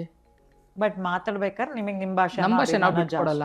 ಯಾರ್ದೋ ಬ್ರಿಟಿಷರ್ ಭಾಷೆ ತಗೊಂಡು ನಾವೇನ್ ಮಾಡೋಣ, ನಮ್ಮ ಭಾಷೆ ನಾವು ಫಸ್ಟ್. ಆಕ್ಚುಲಿ ಹೌದು, ಒಂದು ಏನಾಗುತ್ತೆ ಗೊತ್ತಾ, ಇವಾಗ ಭಾಷೆ ಜೊತೆಗೆ ಎಷ್ಟೊಂದು ಜ್ಞಾನ, ಅದ್ರದ್ದು ಸಂಸ್ಕೃತಿ ಎಲ್ಲಾನು, ಆ ಭಾಷೆ ಪ್ರಭಾವ ಕಮ್ಮಿ ಆದಂಗೆ ನಾವು ಆ ಜ್ಞಾನಗಳನ್ನ ಅಥವಾ ಅದ್ರಲ್ಲಿ ಇರೋಂಥ ನಾಲೆಡ್ಜನ್ನು ನಾವು ಎಷ್ಟೊಂದು ಕಡೆ ಮಿಸ್ ಔಟ್ ಮಾಡ್ಕೊತೀವಿ. ಬಿಕಾಸ್ ಆಗಿನ ಕಾಲದವ್ರಿಗೆ ಅವ್ರ ಭಾಷೆನಲ್ಲಿ ಯಾವುದೋ ಒಂದು, ಇವಾಗ ಮೆಡಿಸಿನ್ ಸೀಕ್ರೆಟ್ ಇರ್ಬೋದು, ಅದನ್ನ ಅವರು ಕನ್ನಡದಲ್ಲಿ ಮಾತಾಡಿ ಅದನ್ನ ನೆಕ್ಸ್ಟ್ ಜನರೇಷನ್ಗೆ ಹಾಕೊಟ್ಟಾಗ, ಅಂದ್ರೆ ಅದು ಹಂಗೆ ಬಂದಿರೋದಲ್ವಾ, ಮನುಷ್ಯ ಇವಾಲ್ವ್ ಆಗಿರೋದೇ ಹಂಗೆ. ಯಾರು ಮನುಷ್ಯ ಹುಟ್ಟಿದ ತಕ್ಷಣ ಬುಕ್ ಬರೆಯಕ್ಕೆ ಶುರು ಮಾಡಿರ್ಲಿಲ್ಲ. ಜಾನಪದ ಅದೆಲ್ಲ ಹಂಗೆ ಬಂದಿದ್ದಲ್ಲ, ಒಂದೊಂದೇ ವಿಷಯಗಳನ್ನ ಪದ್ಯದ ಮೂಲಕ ಇನ್ನೊಂದ್ರ ಮೂಲಕ ಹೇಳಿ ಇವಾಗ ಎಷ್ಟೊಂದು ಜನ ಕನ್ನಡ ಮಾತಾಡೋದು ನಿಲ್ಸಿದ ತಕ್ಷಣ ಆ ಜ್ಞಾನ ಎಲ್ಲೋ ಒಂದ್ ಕಡೆ ಹೊರಟೆ ಹೋಗುತ್ತೆ. ಕರೆಕ್ಟ್. ಆದ್ರೆ ಮೇಡಮ್ ಇಲ್ಲ, ನಾನು ಕನ್ನಡ ಭಾಷೆ ಅಂತ ಬಂದಾಗ ಯಾರ ಹತ್ರನೂ ಕಾಂಪ್ರಮೈಸ್ ಆಗಲ್ಲ, ಇನ್ಕ್ಲೂಡಿಂಗ್ ಮೈ ಪೇರೆಂಟ್ಸ್ ಆಗಿರ್ಬೋದು, ಟೀಚರ್ಸ್ ಆಗಿರ್ಬೋದು, ಯಾರೇ ಆಗಿರ್ಬೋದು. ಭಾಷೆ ಅಂತ ಬಂದಾಗ ಮಾತ್ರ ಕಾಂಪ್ರಮೈಸೇ ಇಲ್ಲ. ಹುಟ್ಟಾಗಿಂದನೂ ಹಿಂಗೆ ರೆಬೆಲ್ಲ? ಹುಟ್ಟಾಗಿಂದನೂ ಹಿಂಗೆ. ಇಂಗ್ಲೀಷ್ ಬರುತ್ತೆ, ಇಂಗ್ಲೀಷು ತುಂಬ ಚೆನ್ನಾಗೇ ಮಾತಾಡ್ತೀವಿ. ಆದರೆ ಎಲ್ಲಿ ಬೇಕು, ಇಂಟರ್ವ್ಯೂಗೆ ಹೋಗ್ತೀವಾ, ಅಲ್ಲಿ ಕಾನ್ವರ್ಸೇಟ್ ಮಾಡೋಕ್ಕೆ ಇಂಗ್ಲೀಷ್ ಬೇಕು. ಅಥವಾ ಬೇರೆ ಯಾರು ಲೈಕ್ ಫಾರಿನಿಂದ ಬಂದಿರ್ತಾರೆ, ಅವ್ರ ಜೊತೆ ಅವ್ರಿಗೆ ಕೋಪರೇಟ್ ಮಾಡೋಕ್ಕೆ ಅಥವಾ ಅವ್ರಿಗೆ ಕೋಆರ್ಡಿನೇಟ್ ಮಾಡೋದಕ್ಕೆ ಇಂಗ್ಲೀಷ್ ಬೇಕಾಗುತ್ತೆ. ಆ ಟೈಮಲ್ಲಿ ಭಾಷೆ ಅಂದರೆ ಎಷ್ಟು ಕಮ್ಯುನಿಕೇಷನ್ಗೆ ಎಷ್ಟು ಬೇಕೋ ಅಷ್ಟು. ಬಟ್ ಆಮೇಲೆ ಸ್ಕೂಲಿಂಗ್ ಆದಮೇಲೆ ಏನು ಮಾಡಿದ್ವಿ? ಸ್ಕೂಲಿಂಗ್ ಆದಮೇಲೆ PUC ಮಾಡಿದೆ, ಕಾಮರ್ಸಲ್ಲಿ ಮಾಡಿದ್ದು, CEBA. ಸೈನ್ಸ್ ತಗೋಬೇಕಂತ ಆಸೆ ಇತ್ತು, ಬಟ್ ಮಾರ್ಕ್ಸ್ ಕಮ್ಮಿ ಬಂದಿದ್ದು, ನಾವು ಲಾಸ್ಟ್ ಬೆಂಚ್ ಸ್ಟೂಡೆಂಟ್ಸು. ಸೊ ಅದಕ್ಕೋಸ್ಕರ ನಮ್ಮದು PUC ಕಾಮರ್ಸ್ ಬ್ಯಾಕ್ಗ್ರೌಂಡಲ್ಲಿ ಮಾಡಿದ್ವಿ. Seshadripuram main PU college. Full ಅಡ್ಡ ಗೊತ್ತಾಯ್ತಲ್ವಾ? ಸೊ ಮೊದಲೇ ಶೇಷಾದ್ರಿಪುರಂ ಅಂದಿದ್ರೆ ನಂಗೆ ಗೊತ್ತಾಗಿರ್ತಿತ್ತು ನಾನು ಹಿಂಗೆ ಅಂತ, ಹಿಂಗೆ ಮಾತಾಡ್ಬೋದು ಅಂತ. ಅದಾದಮೇಲೆ BCom ಬಂದು ರೇವಾ ಯೂನಿವರ್ಸಿಟಿಯಲ್ಲಿ ಮಾಡಿದೆ. ಅದಕ್ಕೂ ಒಂದು ಸ್ಪೆಸಿಫಿಕ್ ರೀಸನ್ ಐತೆ. ನಾನು ನೈನ್ತಲ್ಲಿ ಇರುವಾಗ ಅಥ್ಲೆಟಿಕ್ಸ್ ಸ್ಟಾರ್ಟ್ ಮಾಡಿದೆ. ಓ ಸ್ಪೋರ್ಟ್ಸ್ ನೀವು? ಅಥ್ಲೆಟಿಕ್ಸ್ ಸ್ಟಾರ್ಟ್ ಮಾಡಿ ಸೊ ನನಗೆ PUCಯಲ್ಲಿ ಕೂಡ ಗ್ರೌಂಡ್ ಫೆಸಿಲಿಟೀಸು ಅಥವಾ ನಿಮ್ಗೆ ಗೊತ್ತಲ್ವ ಶೇಷಾದ್ರಿಪುರಂ ಕಾಲೇಜ್ ನೋಡಿದ್ದೀರಾ ಅಂದರೆ ಗೊತ್ತಿರುತ್ತೆ, ಗ್ರೌಂಡ್ ಏನಿಲ್ಲ. ಸೊ ಅದಕ್ಕೋಸ್ಕರ ನಾನು ಕಂಠೀರವ ಸ್ಟೇಡಿಯಂಗೆ ಹೋಗ್ತಿದ್ದೆ. ಪ್ಲಸ್ ಏನು ಆಡ್ತೀರಾ ಸ್ಪೋರ್ಟ್ಸ್? ನಾನು ಬಂದು 10K ಮತ್ತು 5K cross country runner, national level ಆಗಿದೆ, ಅಥ್ಲೀಟ್. ಸೊ ಅದಕ್ಕೋಸ್ಕರ ಗ್ರೌಂಡ್ ಇರಲಿಲ್ಲ ಅಂದ್ಬಿಟ್ಟು ನಾನು ತುಂಬ ಕಡೆ ಹುಡುಕ್ತಿದ್ದೆ. ಅದೇ ಟೈಮ್ಗೆ ನನ್ನ ಒಂದು ಸ್ಕೂಲ್ ಫ್ರೆಂಡ್ ಬಂದು ರೇವಾ ಕಾಲೇಜಲ್ಲಿ ಓದ್ತಾ ಇದ್ದ. ಸೊ ಅಲ್ಲಿ ಗ್ರೌಂಡು ಮತ್ತು ಕೋಚ್ ಎಲ್ಲ ಚೆನ್ನಾಗಿದ್ದಾರೆ, ಡಿಗ್ರಿಗೆ ಸೇರ್ಕೊ ಯೂಸ್ ಆಗುತ್ತೆ ಅಂತ ಹೇಳಿದ್ರು. ಸೊ ಅದರಿಂದ ಅಲ್ಲೇ ಹೋಗಿ ಸೇರ್ಕೊಂಡೆ. ಮಜಾ ಬಂತ ಕ್ಯಾಂಪಸಲ್ಲಿ? ಸೂಪರ್ ಕ್ಯಾಂಪಸ್ ಅಂತೂ ಮಾತಾಡೋಂಗಿಲ್ಲ, ಕ್ಯಾಂಪಸ್ ಅಂತೂ ನಂಬರ್ 1. ಮತ್ತು ಫ್ರೆಂಡ್ಸ್ ಕೂಡ ಅಲ್ಲೂ ಅಷ್ಟೇ, ರೇವಾ ಅಂದರೆ ಹೈಫೈ ಅಂತ ಅನ್ಕೊಂತಾರೆ. ಈಗಿದೆ ಲೈಕ್ 1-2 ಇಯರ್ಸಿಂದ ಆಫ್ಟರ್ ಕೋವಿಡ್ ಇದೆ ಥರ ಹೈಫೈ ಡ್ರೆಸ್ಸಿಂಗ್ ಇರ್ಬೋದು, ಮಾತಾಡೋರು ಲ್ಯಾಂಗ್ವೇಜು ಬರೀ ಹಿಂದಿಯವ್ರು ಆ ಥರ ಆಗೈತೆ. ಬಟ್ ನಾವಿರುವಾಗೆಲ್ಲ ನಾರ್ಮಲ್ ನಮ್ದು ಹೆಂಗಿತ್ತು ಅದೇ ಥರ ಐತೆ ಸರೌಂಡಿಂಗ್. ಅಂದ್ರೆ ನಿಮ್ಮಲ್ಲಿ ತುಂಬಾ ಫ್ಲೇವರ್ ಇದೆಲ್ಲ, ಶೇಷಾದ್ರಿಪುರಮಲ್ಲಿ ರೇವಾ ಇಲ್ಲಿ ಕ್ಯಾಂಪಸ್ ಇಂದ ಹಿಡ್ಬೋದು, ಕಲ್ಚರ್ ಇಂದ ಹಿಡ್ಬೋದು, ಡಿಫ್ರೆಂಟ್ ಫ್ಲೇವರ್ ಅದು. ನಾನು ಹೆಂಗೆ ಅಂದರೆ ಎಲ್ಲ ವೈಬ್ನ ಎಂಜಾಯ್ ಮಾಡೋದು. ಲೈಕ್ ನನಗೆ 0 ರೂಪೀಸ್ ಇರೋ ಫ್ರೆಂಡು ಇದ್ದಾರೆ, ಲಕ್ಷಾಂತರ ರೂಪಾಯಿ ಇರೋ ಫ್ರೆಂಡು ಇದ್ದಾರೆ, ಆಮೇಲೆ ಇಂಗ್ಲೀಷವರು ಇದ್ದಾರೆ, ತಮಿಳು, ತೆಲುಗು ಎಲ್ಲ ಭಾಷೆಯವರು ಇದ್ದಾರೆ. ಸೊ ನನಗೆ ಎಲ್ಲ ಭಾಷೆನೂ ಬರುತ್ತೆ. ಇಷ್ಟೆಲ್ಲ ಚೆನ್ನಾಗಿ ಸ್ಪೋರ್ಟ್ಸ್ ಕಿಡ್ಸ್ ಎಲ್ಲ ಮಾಡ್ತಾ ಇದ್ದವರು MBA ಏನಕ್ಕೆ ಮಾಡ್ತಾ ಇದ್ದೀರಾ? MBA ಒಂದು ಮೇನ್ ರೀಸನ್ ಬಂದು ನಮ್ಮ ಅಮ್ಮಗೋಸ್ಕರ. ನಮ್ಮ ಅಮ್ಮಗೆ ಇಷ್ಟ, ಲೈಕ್ ನನ್ನ ಮಗ ಚೆನ್ನಾಗಿ ಓದಬೇಕು, MBA ಮಾಡಿರ್ಬೇಕು, ಪೋಸ್ಟ್ ಗ್ರ್ಯಾಜುಯೇಷನ್ ಡಬಲ್ ಗ್ರ್ಯಾಜುಯೇಷನ್ ಮಾಡಿರಬೇಕು ಅಂತ ಆಸೆ. ಇನ್ನೊಂದೇನೆಂದರೆ ನನ್ನ ಒಂದು ಇವಾಗ ಕ್ವಾಲಿಫಿಕೇಷನ್ಗೆ ಆ್ಯಡ್ ಆನ್ ಆಗುತ್ತೆ. ಲೈಕ್ ಎಲ್ಲಾದರೂ ಒಂದು ನಾನು ಹೇಳಿದೆ ಗೌರ್ಮೆಂಟ್ ಕೆಲಸ ಮಾಡಬೇಕು ಅಂತ. ಸೊ ನಾನು ಗೌರ್ಮೆಂಟ್ ಕೆಲಸ ಮಾಡಬೇಕಂದ್ರೆ ನಾನು BCom ಓದಿ ನನ್ನ ಫ್ರೆಂಡು BCom ಓದಿದರೆ ಇಬ್ರಿಗೂ ಲೈಕ್ ಟೈ ಅಪ್ ಆಗುತ್ತೆ. ಬಟ್ ನಾನು MBA ಮಾಡಿದರೆ ಸ್ವಲ್ಪ ಪ್ರಿಯಾರಿಟಿ ಜಾಸ್ತಿ ಆಗುತ್ತೆ. ಪರ್ಸೆಂಟೇಜ್ ಬಿಟ್ಬಿಡಿ, ಎಷ್ಟಾರು ಪರ್ಸೆಂಟೇಜಲ್ಲಿ MBA ಮಾಡೋನು ಹುಡುಗ, ಸೊ ಆ ಥರ ಪ್ರಯಾರಿಟಿ ಜಾಸ್ತಿ ಆಗುತ್ತೆ. ಅಮ್ಮಂಗೆ ಇವಾಗ ಕಾನ್ವೊಕೇಶನ್ ಅಲ್ಲಿ ಸರ್ಟಿಫಿಕೇಟ್ ಎಲ್ಲ ಕೊಟ್ಟಾಗ ಹ್ಯಾಟ್ ಎಲ್ಲ ಹಿಂಗೆ ಬಿಸಾಕಿದಾಗ ಅಮ್ಮ ನನ್ನ ಮಗ ಅಂತೂ ಡಬಲ್ ಗ್ರಾಜುಯೇಷನ್, ಅದೊಂದು ಕನ್ನಡದಲ್ಲಿ ಫಿಲಮ್ ಅಲ್ಲಿ ಡೈಲಾಗ್ ಇದೆ ಗೊತ್ತಾ, ಐ ಡೋಂಟ್ ನೋ ಯಶಿಂದ ಯಾರ್ದು ಫಿಲಮ್, ಶ್ರಾವಣ ಕಳೆದು ಆಷಾಢ ಬಂದು ಮಗ ಟಾಪ್ ಅಲ್ಲಿ ಬರ್ತಾನೆ, ಹಂಗೆ ನೀವಮ್ಮ ಕಾಯ್ತಾ ಇದಾರೆ ನನ್ನ ಮಗ ಡಬಲ್ ಗ್ರಾಜುಯೇಷನ್ ಮುಗಿಸ್ಕೊಂಡು ಟಾಪ್ ಅಲ್ಲಿ ವೆರಿ ನೈಸ್. ನೀವು ಗೌರ್ಮೆಂಟ್ ಜಾಬ್ ಮಾಡಬೇಕು ಅಂದ್ರಲ್ಲ, ಅಗೇನ್ ತುಂಬಾ ಕಮ್ಮಿ ಜನ ಮಕ್ಕಳು ಇವತ್ತು ಗೌರ್ಮೆಂಟ್ ಜಾಬ್ ಬಗ್ಗೆ ಮಾತಾಡ್ತಾರೆ. ಏನಕ್ಕೆ ಮಾಡ್ಬೇಕು ನಿಮಗೆ ಗೌರ್ಮೆಂಟ್ ಜಾಬ್? ಒಂದು ಏನಂದ್ರೆ ನಮ್ಮ ತಂದೆಯವರು ಇದ್ದಾರೆ ಡಿಪಾರ್ಟ್ಮೆಂಟಲ್ಲಿ, ಸೊ ನೋಡಿದೀವಿ ಡಿಪಾರ್ಟ್ಮೆಂಟು. ಕೆಲವ್ರು ಹೇಳ್ತಾರೆ ಬರೀ ಡಿಪಾರ್ಟ್ಮೆಂಟಲ್ಲಿ ಇತ್ಕೊಂಡು ಲಂಚ ತಗೊತಾರೆ ಆ ಥರ ಇರ್ತಾರೆ. ಬಟ್ ನಾವು ಹತ್ರದಿಂದ ನೋಡಿದಾಗ ಅದು ಇಲ್ಲಿಂದ ಎಡಗೈಯಿಂದ ಸ್ಟಾರ್ಟ್ ಆಗಿದ್ರೆ ಬಲಗೈ ಹೋಗುತ್ತೆ, ಅಥವಾ ಬಲಗೈಯಿಂದ ಸ್ಟಾರ್ಟ್ ಆಗಿದ್ರೆ ಎಡಗೈಗೆ ಹೋಗುತ್ತೆ. ಇವರೇನಂತಾರೆ ಎರಡು ಕೈಯಿಂದನೂ ಸ್ಟಾರ್ಟ್ ಆಗೈತೆ ಅಂತಾರೆ. ಒಬ್ಬರು ತಪ್ಪು ಮಾಡಿಬಿಟ್ಟು ಆ ತಪ್ಪನ್ನ ತಿದ್ಕೊಳ್ಳೋಕ್ಕೆ ನೋಡಲ್ಲ, ಅಥವಾ ತಪ್ಪನ್ನ ಸರಿ ಮಾಡ್ಕೊಳಕ್ ನೋಡಲ್ಲ, ಅಲ್ಲೇನಾರು ಅಡ್ಜಸ್ಟ್ಮೆಂಟ್ ಮಾಡಕ್ಕೆ ನೋಡ್ತಾರೆ, ಮುಚ್ಚಿಡಕ್ಕೆ. ಅಲ್ಲಿಂದನೇ ಅದು ಸ್ಟಾರ್ಟ್ ಆಗೋದಲ್ವಾ. ಸೊ ಈ ಥರ ಎಲ್ಲ ಏನೋ ಬ್ಯಾಡ್ ಟಾಕ್ಸು ಅಥವಾ ಕಿವಿ ಮಾತುಗಳು ಜಾಸ್ತಿ ಓಡಾಡ್ತಾ ಇರ್ತವೆ. ಈಗ ಪೊಲೀಸ್ ಫೈನ್ ಕಟ್ಟಿ ಅಂತ ಹೇಳಿದ್ರು ಸಿಗ್ನಲ್ ಜಂಪ್ ಆದಾಗ, ಸರ್ ಅಡ್ಜಸ್ಟ್ ಮಾಡ್ಕೊಳ್ಳಿ ಅಂತ ಮೊದಲು ರೈಡರ್ ಬಾಯಲ್ಲೇ ಬರೋದು, ಡ್ರೈವರ್ ಬಾಯಲ್ಲೇ. ಹೌದು, ನಿಮ್ಮ ಹತ್ರ ಎಲ್ಲ ಡಾಕ್ಯುಮೆಂಟ್ಸ್ ಕರೆಕ್ಟ್ ಆಗಿದ್ರೆ ಫೈನ್ ಯಾಕಪ್ಪ ಕಟ್ತೀರಾ, ಹೋಗಿ ಯಾರು ದುಡ್ಡು ಕೇಳ್ತಾರೆ, ನಿಲ್ಸ್ಬಿಟ್ಟು ಸುಮ್ಮನೆ ಯಾರು ದುಡ್ಡು ಕೇಳ್ತಾರ ಸಿಗ್ನಲ್ ಜಂಪ್ ಮಾಡಿದ್ರೆ. ಸೊ ಈ ತರ ಒಂದು ಕರೆಕ್ಟ್ ಆಗಿದೆ ಅಂತ ಇರ್ತಾರೆ. ಸೊ ಇವಾಗ ಬರೋ ಕೆಲವೊಂದು ಆಫೀಸರ್ಸ್ ಎಲ್ಲ ಬಂದಿರೋ ತುಂಬಾ ರೆಸ್ಪಾನ್ಸಿಬಲ್, ತುಂಬಾ ಎಜುಕೇಟೆಡ್ ಆಫೀಸರ್ಸ್ ಬಂದಿರೋದ್ರಿಂದ ಅದೆಲ್ಲ ತುಂಬಾ ಕಮ್ಮಿ ಆಗೈತೆ. ಆ ಥರ ಏನಾದ್ರು ಕೆಲವೊಂದು ನಮ್ಮಿಂದ ಏನಾದ್ರು ಒಂದೇ ಒಂದು ಚೇಂಜಸ್ ಮಾಡ್ಬೋದಾ ಆ ಥರ ಒಂದು ಥಾಟು. ಇನ್ನೊಂದೇನಂದ್ರೆ ಪವರ್ ತುಂಬಾ ಇಷ್ಟ ಆ ಯೂನಿಫಾರ್ಮ್ ನೋಡಿದಾಗ. ಆಮೇಲೆ ಆ ಪವರ್ ಖಡಕ್ ಆಗಿರುತ್ತೆ. ಯೂನಿಫಾರ್ಮ್ ಹಾಕೊಂಡ್ ಬಂದ್ರೆ ಜನ ಬಂದು ಎದ್ದು ನಿಂತ್ಕೊಂಡು ಒಂದ್ ಮರ್ಯಾದೆ ಕೊಡ್ತಾರೆ. ಅಂಡ್ ನಿಮ್ಮೇಲೆ ಒಂದು ಆ ಮರ್ಯಾದೆ ಜೊತೆಗೆ ಒಂದು ರೆಸ್ಪಾನ್ಸಿಬಿಲಿಟಿ ಇರುತ್ತೆ. ಆಮೇಲೆ ನಾವೇನಾದ್ರು ಒಂದು ಬದಲಾವಣೆ ತರಬೇಕಂದ್ರೆ ನಮ್ಮಲ್ಲಿ ಒಂದು ದುಡ್ಡು ಇರಬೇಕು, ಇಲ್ಲ ಪವರ್ ಇರಬೇಕು. ಕರೆಕ್ಟ್, ನಿಜ. ಇವಾಗ ನಾವು ಮಿಡಲ್ ಕ್ಲಾಸ್ ಆಗಿರೋದ್ರಿಂದ ತುಂಬಾ ಕೋಟ್ಯಾಂತರ ರೂಪಾಯಿ ದುಡ್ಡು ತರಕ್ ಆಗಲ್ಲ. ಅಟ್ಲೀಸ್ಟ್ ಎಜುಕೇಶನ್ ಇಟ್ಕೊಂಡು ಒಂದು ಪವರ್ಗೆ ಹೋಗ್ಬೋದು. ಅದಕ್ಕೋಸ್ಕರ ನಿಮ್ ಥಾಟ್ ಅನ್ನು ಅಪ್ರಿಶಿಯೇಟ್ ಮಾಡ್ಬೇಕು. ಬಿಕಾಸ್ ನೀವು ಹೇಳ್ದಂಗೆ ಒಂದು BCom ಮಾಡೋನು ಸ್ಪೋರ್ಟ್ಸ್ ಕೋಟಾದಲ್ಲಿ, ಅಪ್ಪ ಡಿಪಾರ್ಟ್ಮೆಂಟ್ ಅಲ್ಲಿ ಇದ್ದಾರೆ, ಅದ್ರ ಜೊತೆಗೆ ಅಮ್ಮ MBA ನೀವು ಅದನ್ನ ಕರೆಕ್ಟಾಗಿ ಅನಲೈಸ್ ಮಾಡಿದ್ದೀರಾ. BCom ಬದಲು BCom ಪ್ಲಸ್ MBA ನಿಮ್ಗೊಂದು ಅಂದ್ರೆ ತೋರ್ಸುತ್ತೆ ನೀವು ಎಷ್ಟು ಮಟ್ಟಿಗೆ ತಯಾರಿ ಮಾಡ್ತಾ ಇದ್ದೀರಾ ಅಂತ. ಬಟ್ ನಿಮ್ಗೆ ಅಂದ್ರೆ ಡಿಪಾರ್ಟ್ಮೆಂಟ್ ಅಂದ್ರೆ ಪೊಲೀಸ್ಗೆ ಸೇರ್ಕೊಬೇಕಾ ಅಥವಾ ಯಾವ ಗವರ್ಮೆಂಟ್ ಜಾಬ್ ಆದ್ರೂ ಆಯ್ತಾ? ನನ್ನ ಮೇಜರ್ ಫೋಕಸ್ ಬಂದು ಪೊಲೀಸೇ ಇರೋದು. ಇನ್ ಕೇಸ್ ಅದಾಗಿಲ್ಲ ಅಂದ್ರೆ FDI ಇಲ್ಲ SDI ಮಾಡೋಣ ಅಂತ ಇದ್ದೀನಿ. FDI ಫಸ್ಟ್ ಡಿವಿಷನ್ ಅಕೌಂಟೆಂಟ್ ಅಥವಾ ಸೆಕೆಂಡ್ ಡಿವಿಷನ್ ಅಕೌಂಟೆಂಟ್, ಅದು ಬಂದು ವಿಧಾನಸೌಧದಲ್ಲಿ ಕೆಲಸ ಇರುತ್ತೆ. ಓಕೆ, ಪವರ್ಫುಲ್ ಜಾಗ ಬೇಕು. ಕೊಡ್ತೀರಾ ವಿಧಾನಸೌಧದಲ್ಲಿ ಕೊಡ್ತೀರಾ ಗವರ್ಮೆಂಟ್ ಕೆಲಸ? ಗಾಡಿ ಮೇಲೆ ಒಂದು ಸರ್ಕಾರಿ ಗಾಡಿ ಅಂತ ಒಂದು ಬೋರ್ಡ್ ಬರಬೇಕು. ನೈಸ್, ಆ ತರ ಒಂದು ಡ್ರೀಮ್ ಇರಬೇಕು. ಯಾವ ವಯಸ್ಸಲ್ಲಿ ನಿಮ್ಗೆ ಹಿಂಗೆ ಅನ್ಸಿದ್ದು ನಿಮ್ಗೆ? ನನಗೆ ಅದು ಚಿಕ್ಕ ವಯಸ್ಸಿಂದನೂ ಐತೆ ಅದು, ಲೈಕ್ 4th or 5th ಆ ಟೈಮ್ ಓದುವಾಗಲೇ ನನಗೆ ಆ ಥರ ಅಂದರೆ ಅದ್ರ ಜೊತೆ ಬೇರೆನೂ ಇಂಟ್ರೆಸ್ಟ್ ಇತ್ತು. ನಾನು ಹೇಳಿದ್ನಲ್ಲ ಮಿಕ್ಸ್ಚರ್ ಆಫ್ ಆಲ್ ಅಂತ ನಾನು. ಸೊ ನನಗೆ ಈ ಎಲೆಕ್ಟ್ರಾನಿಕ್ ಇಂಜಿನಿಯರಿಂಗಲ್ಲಿ ಆಸೆ ಇತ್ತು, ಮೆಕ್ಯಾನಿಕಲ್ ಇಂಜಿನಿಯರಿಂಗ್, ಆಟೋಮೊಬೈಲ್ಸ್ ಇದರಲ್ಲೆಲ್ಲ ನಾನು ಬಂದು ಬೈಕ್ ಎಂತೂಸಿಯಾಸ್ಟು. ಸೊ ನನಗೆ ಅದ್ರ ಮೇಲೂ ಇಂಟ್ರೆಸ್ಟ್ ಐತೆ. ಬಟ್ ಮೇಜರ್ ಫೋಕಸ್ ಬಂದು ಪೊಲೀಸ್ ಡಿಪಾರ್ಟ್ಮೆಂಟು. ಬಿಕಾಸ್ ಇದೆಲ್ಲ ಎಂಜಾಯ್ ಮಾಡ್ಬೋದು, ಲೈಕ್ ಬೈಕ್ ತಯಾರು ಮಾಡ್ಬೋದು, ಇದೆಲ್ಲ ಎಂಜಾಯ್. ನೀವ್ ಹೇಳ್ತೀರಾ ಎಲ್ಲ ಪೆನ್ಷನ್ ಸಿಕ್ಕತ್ತೆ ಮೇಡಮ್ ಆತರ, ಅದೆಲ್ಲ ಪರ್ಕ್ಸ್. ಪರ್ಕ್ಸ್ ಸಂಬಳ ಎಷ್ಟನ ಬರಲಿ, ಪರ್ಕ್ಸ್ ಎಷ್ಟನ ಬರಲಿ, ಅದು ಬೇಡ. ಯಾಕಂದರೆ ಇವಾಗ ನಾವೇನು ಲೈಕ್ ಫುಲ್ಲು ಝೀರೋಯಿಂದ ಬರ್ತಾ ಇರೋರಲ್ಲ. ಆಲ್ರೆಡಿ ನಮ್ಮ ಪೇರೆಂಟ್ಸ್ ಎಲ್ಲ ಲೈಕ್ ಅಟ್ಲೀಸ್ಟ್ ಒಂದು ಇರೋಕ್ಕೆ ಒಂದು ಮನೆ ಮಾಡಿರ್ತಾರೆ, 4 walls ಇರೋ ಒಂದು ಮನೆ ಅಟ್ಲೀಸ್ಟ್ ಮಾಡಿರ್ತಾರೆ, ಓಡಾಡೋಕೆ ಒಂದು ಗಾಡಿ ಯಾರೋ ಮಾಡಿರ್ತಾರೆ. ಸೊ ನಮಗೆ ದುಡ್ಡಿಗಿಂತ ಏನಂದರೆ ಅಧಿಕಾರ, ಒಂದು ಪವರ್, ಒಂದು ರೆಸ್ಪಾನ್ಸಿಬಿಲಿಟಿ. ಕರೆಕ್ಟ್. ಈಗ MBA ಅಲ್ಲಿ ಏನು ಓದ್ತಾ ಇದ್ದೀರಾ? MBA ಅಲ್ಲಿ ನಾನು HR ಮತ್ತು ಮಾರ್ಕೆಟಿಂಗ್ ಮಾಡ್ತಾ ಇದ್ದೀನಿ. ಅದಕ್ಕೊಂದು ರೀಸನ್ ಐತೆ. ಏನಂದ್ರೆ ಎಲ್ಲದಕ್ಕೂ ಕತೆ ಇದೆ. ವೆರಿ ಗುಡ್ ವಿಶ್ವಾಸ್. ಏನಂದರೆ ನಂಬರ್ಸಲ್ಲಿ ಅಷ್ಟೊಂದು ಸ್ಟ್ರಾಂಗ್ ಇಲ್ಲ ನಾನು. ಲೈಕ್ ಈ ಥರ ಕಮ್ಯುನಿಕೇಟ್ ಮಾಡ್ಬೋದು ಅಥವಾ ಏನೋ ಒಂದು ಸ್ಟೋರಿ ಅಂದರೆ ಓದ್ಬಿಟ್ಟು ಬರೆದ್ಬಿಡ್ತೀನಿ. ಬಟ್ ಈ ನಂಬರ್ ಕ್ಯಾಲ್ಕುಲೇಷನ್ ಅಂದರೆ ನನಗೆ ಅಷ್ಟೊಂದು ಇಂಟ್ರೆಸ್ಟ್ ಇಲ್ಲ. ಸೊ ಅದಕ್ಕೋಸ್ಕರ ಫಿನಾನ್ಸ್ ಮಾಡೋಣ ಅಂತ ಇತ್ತು. ನಮ್ಮ ಪೇರೆಂಟ್ಸ್ ಅದೇ ಸಜೆಸ್ಟ್ ಮಾಡಿದ್ರು, ನಮ್ಮ ಕಸಿನ್ ಬ್ರದರ್ಸ್ ಎಲ್ಲ ಇದ್ದಾರಲ್ವ, ಸೊ ಅವರೆಲ್ಲ ಸಜೆಸ್ಟ್ ಮಾಡಿದ್ರು ಫಿನಾನ್ಸ್ ಮತ್ತು ಮಾರ್ಕೆಟಿಂಗ್ ಮಾಡ್ಕೊ, ಒಳ್ಳೆ ಸ್ಕೋಪ್ ಇದೆ ಅಂತ. ಬಟ್ ನನಗೆ ಅದರಲ್ಲಿ ಇಂಟ್ರೆಸ್ಟ್ ಇಲ್ಲ. ಮಾರ್ಕೆಟಿಂಗ್ ಆದರೆ ಐ ಕ್ಯಾನ್ ಹ್ಯಾಂಡಲ್. ಸೊ ಅದಕ್ಕೋಸ್ಕರ ಮಾರ್ಕೆಟಿಂಗ್ ಮೇಜರ್ ಫೋಕಸ್ ಆಗಿಟ್ಟಿದ್ದೀನಿ. HR ಬಂದು ಬ್ಯಾಕಪ್ ಇನ್ ಕೇಸ್ ನನಗೆ ಮಾರ್ಕೆಟಿಂಗಲ್ಲಿ. Very nice. ಸೊ ಮನೇಲಿ ಹೇಳಿದ್ರು, ಸ್ವಲ್ಪ ಪ್ರೆಷರು ಹಾಕಿದ್ರು ಫಿನಾನ್ಸ್ ಮಾಡು, ಬಟ್ ನೀವು ಅದು ನಿಮಗೆ ಗೊತ್ತಿತ್ತು ನೀವು ಎಂಜಾಯ್ ಮಾಡಲ್ಲ ಅಂತ. ಸೊ ನೀವು ಅದನ್ನು ಕ್ಯಾರಿಡ್ ಅವೇ ಮಾಡ್ಕೊಳ್ಳಿಲ್ಲ. ಯಾರೋ 4 ಜನ ಹೇಳಿದ್ರು ಅದಕ್ಕೆ ಫಿನಾನ್ಸ್ ಮಾಡೋ, ಫಿನಾನ್ಸ್ ಅಂತೆ ಅಂತ. ಆ ಕ್ಲಾರಿಟಿ ಏನಕ್ಕೆ ನಿಮ್ಮಲ್ಲಿ ಇಷ್ಟೊಂದು ಕ್ಲಾರಿಟಿ ಇದೆ ಎಲ್ಲದ್ರ ಬಗ್ಗೆ? ಬಿಕಾಸ್ ನಿಮಗೆ ವಾಪಸ್ ಫ್ರೆಂಡ್ ಸರ್ಕಲ್, ಮನೇನ, ಏನಕ್ಕೆ ಅಷ್ಟೊಂದು ಕ್ಲಾರಿಟಿ ಅಂದರೆ ಬಿಕಾಸ್ ನಿಮ್ಮ ವಯಸ್ಸಲ್ಲಿ ಹುಡುಗರು ಯೂಶಲಿ ಕನ್ಫ್ಯೂಷನ್ ಅಲ್ಲಿ ಇರ್ತಾರೆ, 100 ಡಿಸ್ಟ್ರಾಕ್ಷನ್ಸ್ ಇರುತ್ತೆ. ಆಬ್ವಿಯಸ್ಲಿ ಡಿಸ್ಟ್ರಾಕ್ಷನ್ಸ್ ಇರುತ್ತೆ, ಬಟ್ ಕೆಲವೊಬ್ರಿಗೆ ಮಾತ್ರ ಅನಲೈಸ್ ಮಾಡಿ ಆ ಡಿಸಿಷನ್ ತಗೊಳ್ಳೋ ಕೆಪಬಿಲಿಟೀಸ್ ಇರುತ್ತೆ. ಹೌದು. ಬಿಕಾಸ್ ಅದಕ್ಕೋಸ್ಕರ ಆ ಮೆಂಟರಿಂಗ್ ಕೂಡ ಇಂಪಾರ್ಟೆಂಟ್ ಆಗುತ್ತೆ. ನನಗೆ ಹೆಂಗೆ ಸಿಕ್ಕಿದ್ರು ಅಂದರೆ ಟೀಚರ್ಸ್ ಎಲ್ಲ ಸ್ವಲ್ಪ ಲೈಕ್ ಮೆಂಟರಿಂಗ್ ಟೈಪೇ ಸಿಕ್ಕಿದ್ರು. ಎಲ್ಲರೂ ಹೆಂಗೆ ಮಾಡ್ತಾರೆ ಅಂದರೆ ಯಾರೋ ಒಬ್ಬ ತಪ್ಪು ಮಾಡ್ಬಿಟ್ಟು ಅಂದರೆ ನೀನು ಹಿಂಗೆ ತಪ್ಪು ಮಾಡಿಬಿಟ್ಟೆ ಅಂತ ಬೈದು ಬಿಡೋದು, ಆ ಥರ ಎಲ್ಲ ಮಾಡಲಿಲ್ಲ ನಮಗೆ. ನೋಡಪ್ಪ ಈ ಥರ ತಪ್ಪು ಮಾಡ್ತಾ ಇದ್ದೀರಾ, ಇದು ಮಾಡಬೇಡ್ರಿ, ಆ ಥರ ತಿದ್ದಿ. ಯಾವ ಪ್ರೈಮರಿ ಸ್ಕೂಲಲ್ಲ ಅಥವಾ ಇಲ್ಲ, ಸ್ಕೂಲಲ್ಲೂ ಇದ್ರು, ನಮಗೆ PUC ಅಲ್ಲಿ ಕೂಡ ಇದ್ರು, ಡಿಗ್ರಿಯಲ್ಲೂ ಇದ್ರು, ಎಲ್ಲ ಒಂದು ಹಂತದಲ್ಲೂ ಈ ಥರ ಟೀಚರ್ಸೇ ಸಿಕ್ಕವ್ರೆ. ಅದ್ರಲ್ಲಿ ನಾನು ಲಕ್ಕಿ ಅಂತ ಹೇಳ್ಬೋದು. ಐ ಥಿಂಕ್ ಎಲ್ಲ ಟೀಚರ್ಸ್ನು ಒಳ್ಳೇದನ್ನ ಹೇಳ್ತಾರೆ, ಕೆಲವೊಂದು ಸ್ಟೂಡೆಂಟ್ಸ್ ತಗೊಂತಾರೆ ಅಷ್ಟೇ. ಕೆಲವೊಂದು ಸ್ಟೂಡೆಂಟ್ಸ್ ಮೇ ಬಿ ನೀವು ತಗೊಂಡ್ರಿ ಅದನ್ನ ಕರೆಕ್ಟ್ ಆದ ಸ್ಪಿರಿಟ್ ಅಲ್ಲಿ. ಹೌದೌದು. ಬಟ್ ಒಳ್ಳೇದಾಯ್ತು, ನೀವು ಕ್ರೆಡಿಟ್ ಕೊಟ್ರಿ. ಅದು ಒಂದು ಒಳ್ಳೆ ಗುಣ.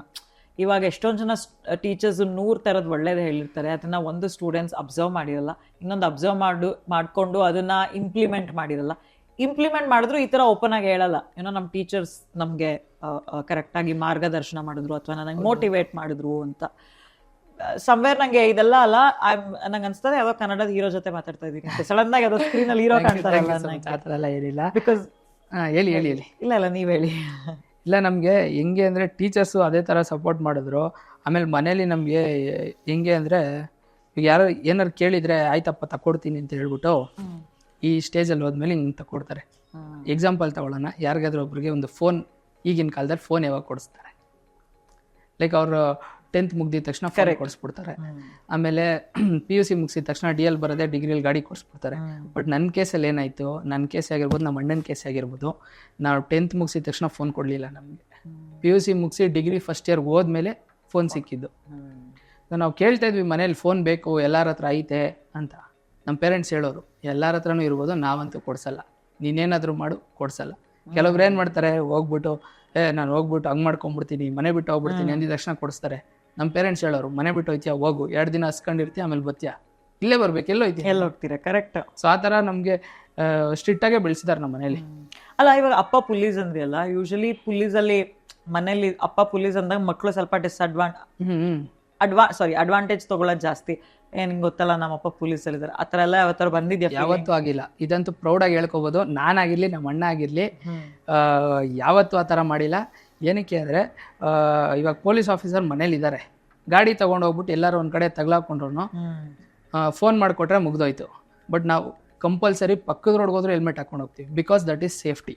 ಅದನ್ನ ಅರ್ಥ ಮಾಡ್ಕೊಂಡಿದೀವಿ. ಸೇಫ್ಟಿಗೋಸ್ಕರ ಹೆಲ್ಮೆಟ್ ಹಾಕೋದು. ಅದ್ ಹೆಂಗ್ ಸಾಧ್ಯ? ಇವಾಗ ಎಲ್ಲಾರು ಒಂದ್ ಮೂಮೆಂಟ್ ಅಲ್ಲಿ ಯಾರು ಒಂದ್ ಅಡ್ವಾಂಟೇಜ್ ತಗೊಂತಾರಲ್ವಾ, ಅದ್ ಹೆಂಗೆ ನೀವು ಯಾಕೆ ನೀವು ಅಡ್ವಾಂಟೇಜ್? ಅದು ಅಡ್ವಾಂಟೇಜ್ ಅಂತ ಹೇಳಕ್ಕಾಗಲ್ಲ ನೋಡಿ. ಕೆಲವೊಂದು ಟೈಮಲ್ಲಿ ನಾವು ಯೂಸ್ ಮಾಡ್ಕೊಂಡಿರ್ತೀವಿ, ಲೈಕ್ ನಮ್ಮ ಪವರ್ ಇದೆ, ಯೂಸ್ ಮಾಡ್ಕೋಬೇಕಾಗುತ್ತೆ. ಆ ಟೈಮಲ್ಲಿ ಯಾವ ಥರ ಸಿಚುವೇಶನ್ ಅಂದರೆ, ಫಾರ್ ಎಕ್ಸಾಂಪಲ್ ಇವಾಗ ಕೋವಿಡ್ ಟೈಮು, ಎಲ್ಲೋ ಎಮರ್ಜೆನ್ಸಿಯಾಗಿ ಹೋಗ್ಬೇಕಾಗಿರತ್ತೆ. ಅವ್ರು ನೀನು ಏನೇ ಕಾರಣಕ್ಕೂ ನೀನು ಏನೇ ಮಾಡಿದ್ರು ನಾವು ಬಿಡಲ್ಲ ಅಂತಾರೆ, ಏನೇ ಎಮರ್ಜೆನ್ಸಿ ಹೇಳಿದ್ರು ಬಿಡಲ್ಲ. ಅಂಥ ಸಂದರ್ಭದಲ್ಲಿ ಬೇಕಿದ್ರೆ ಫೋನ್ ಮಾಡಿಬಿಟ್ಟು ಈ ಥರ ಇದ್ದಾರೆ ಅಂತ ಹೇಳಿ ಬಿಡಿಸ್ಕೊಂಡು ಹೋಗಿದ್ದೀವಿ. ಆ ಥರ ಮಾಡಿದ್ದೀವಿ.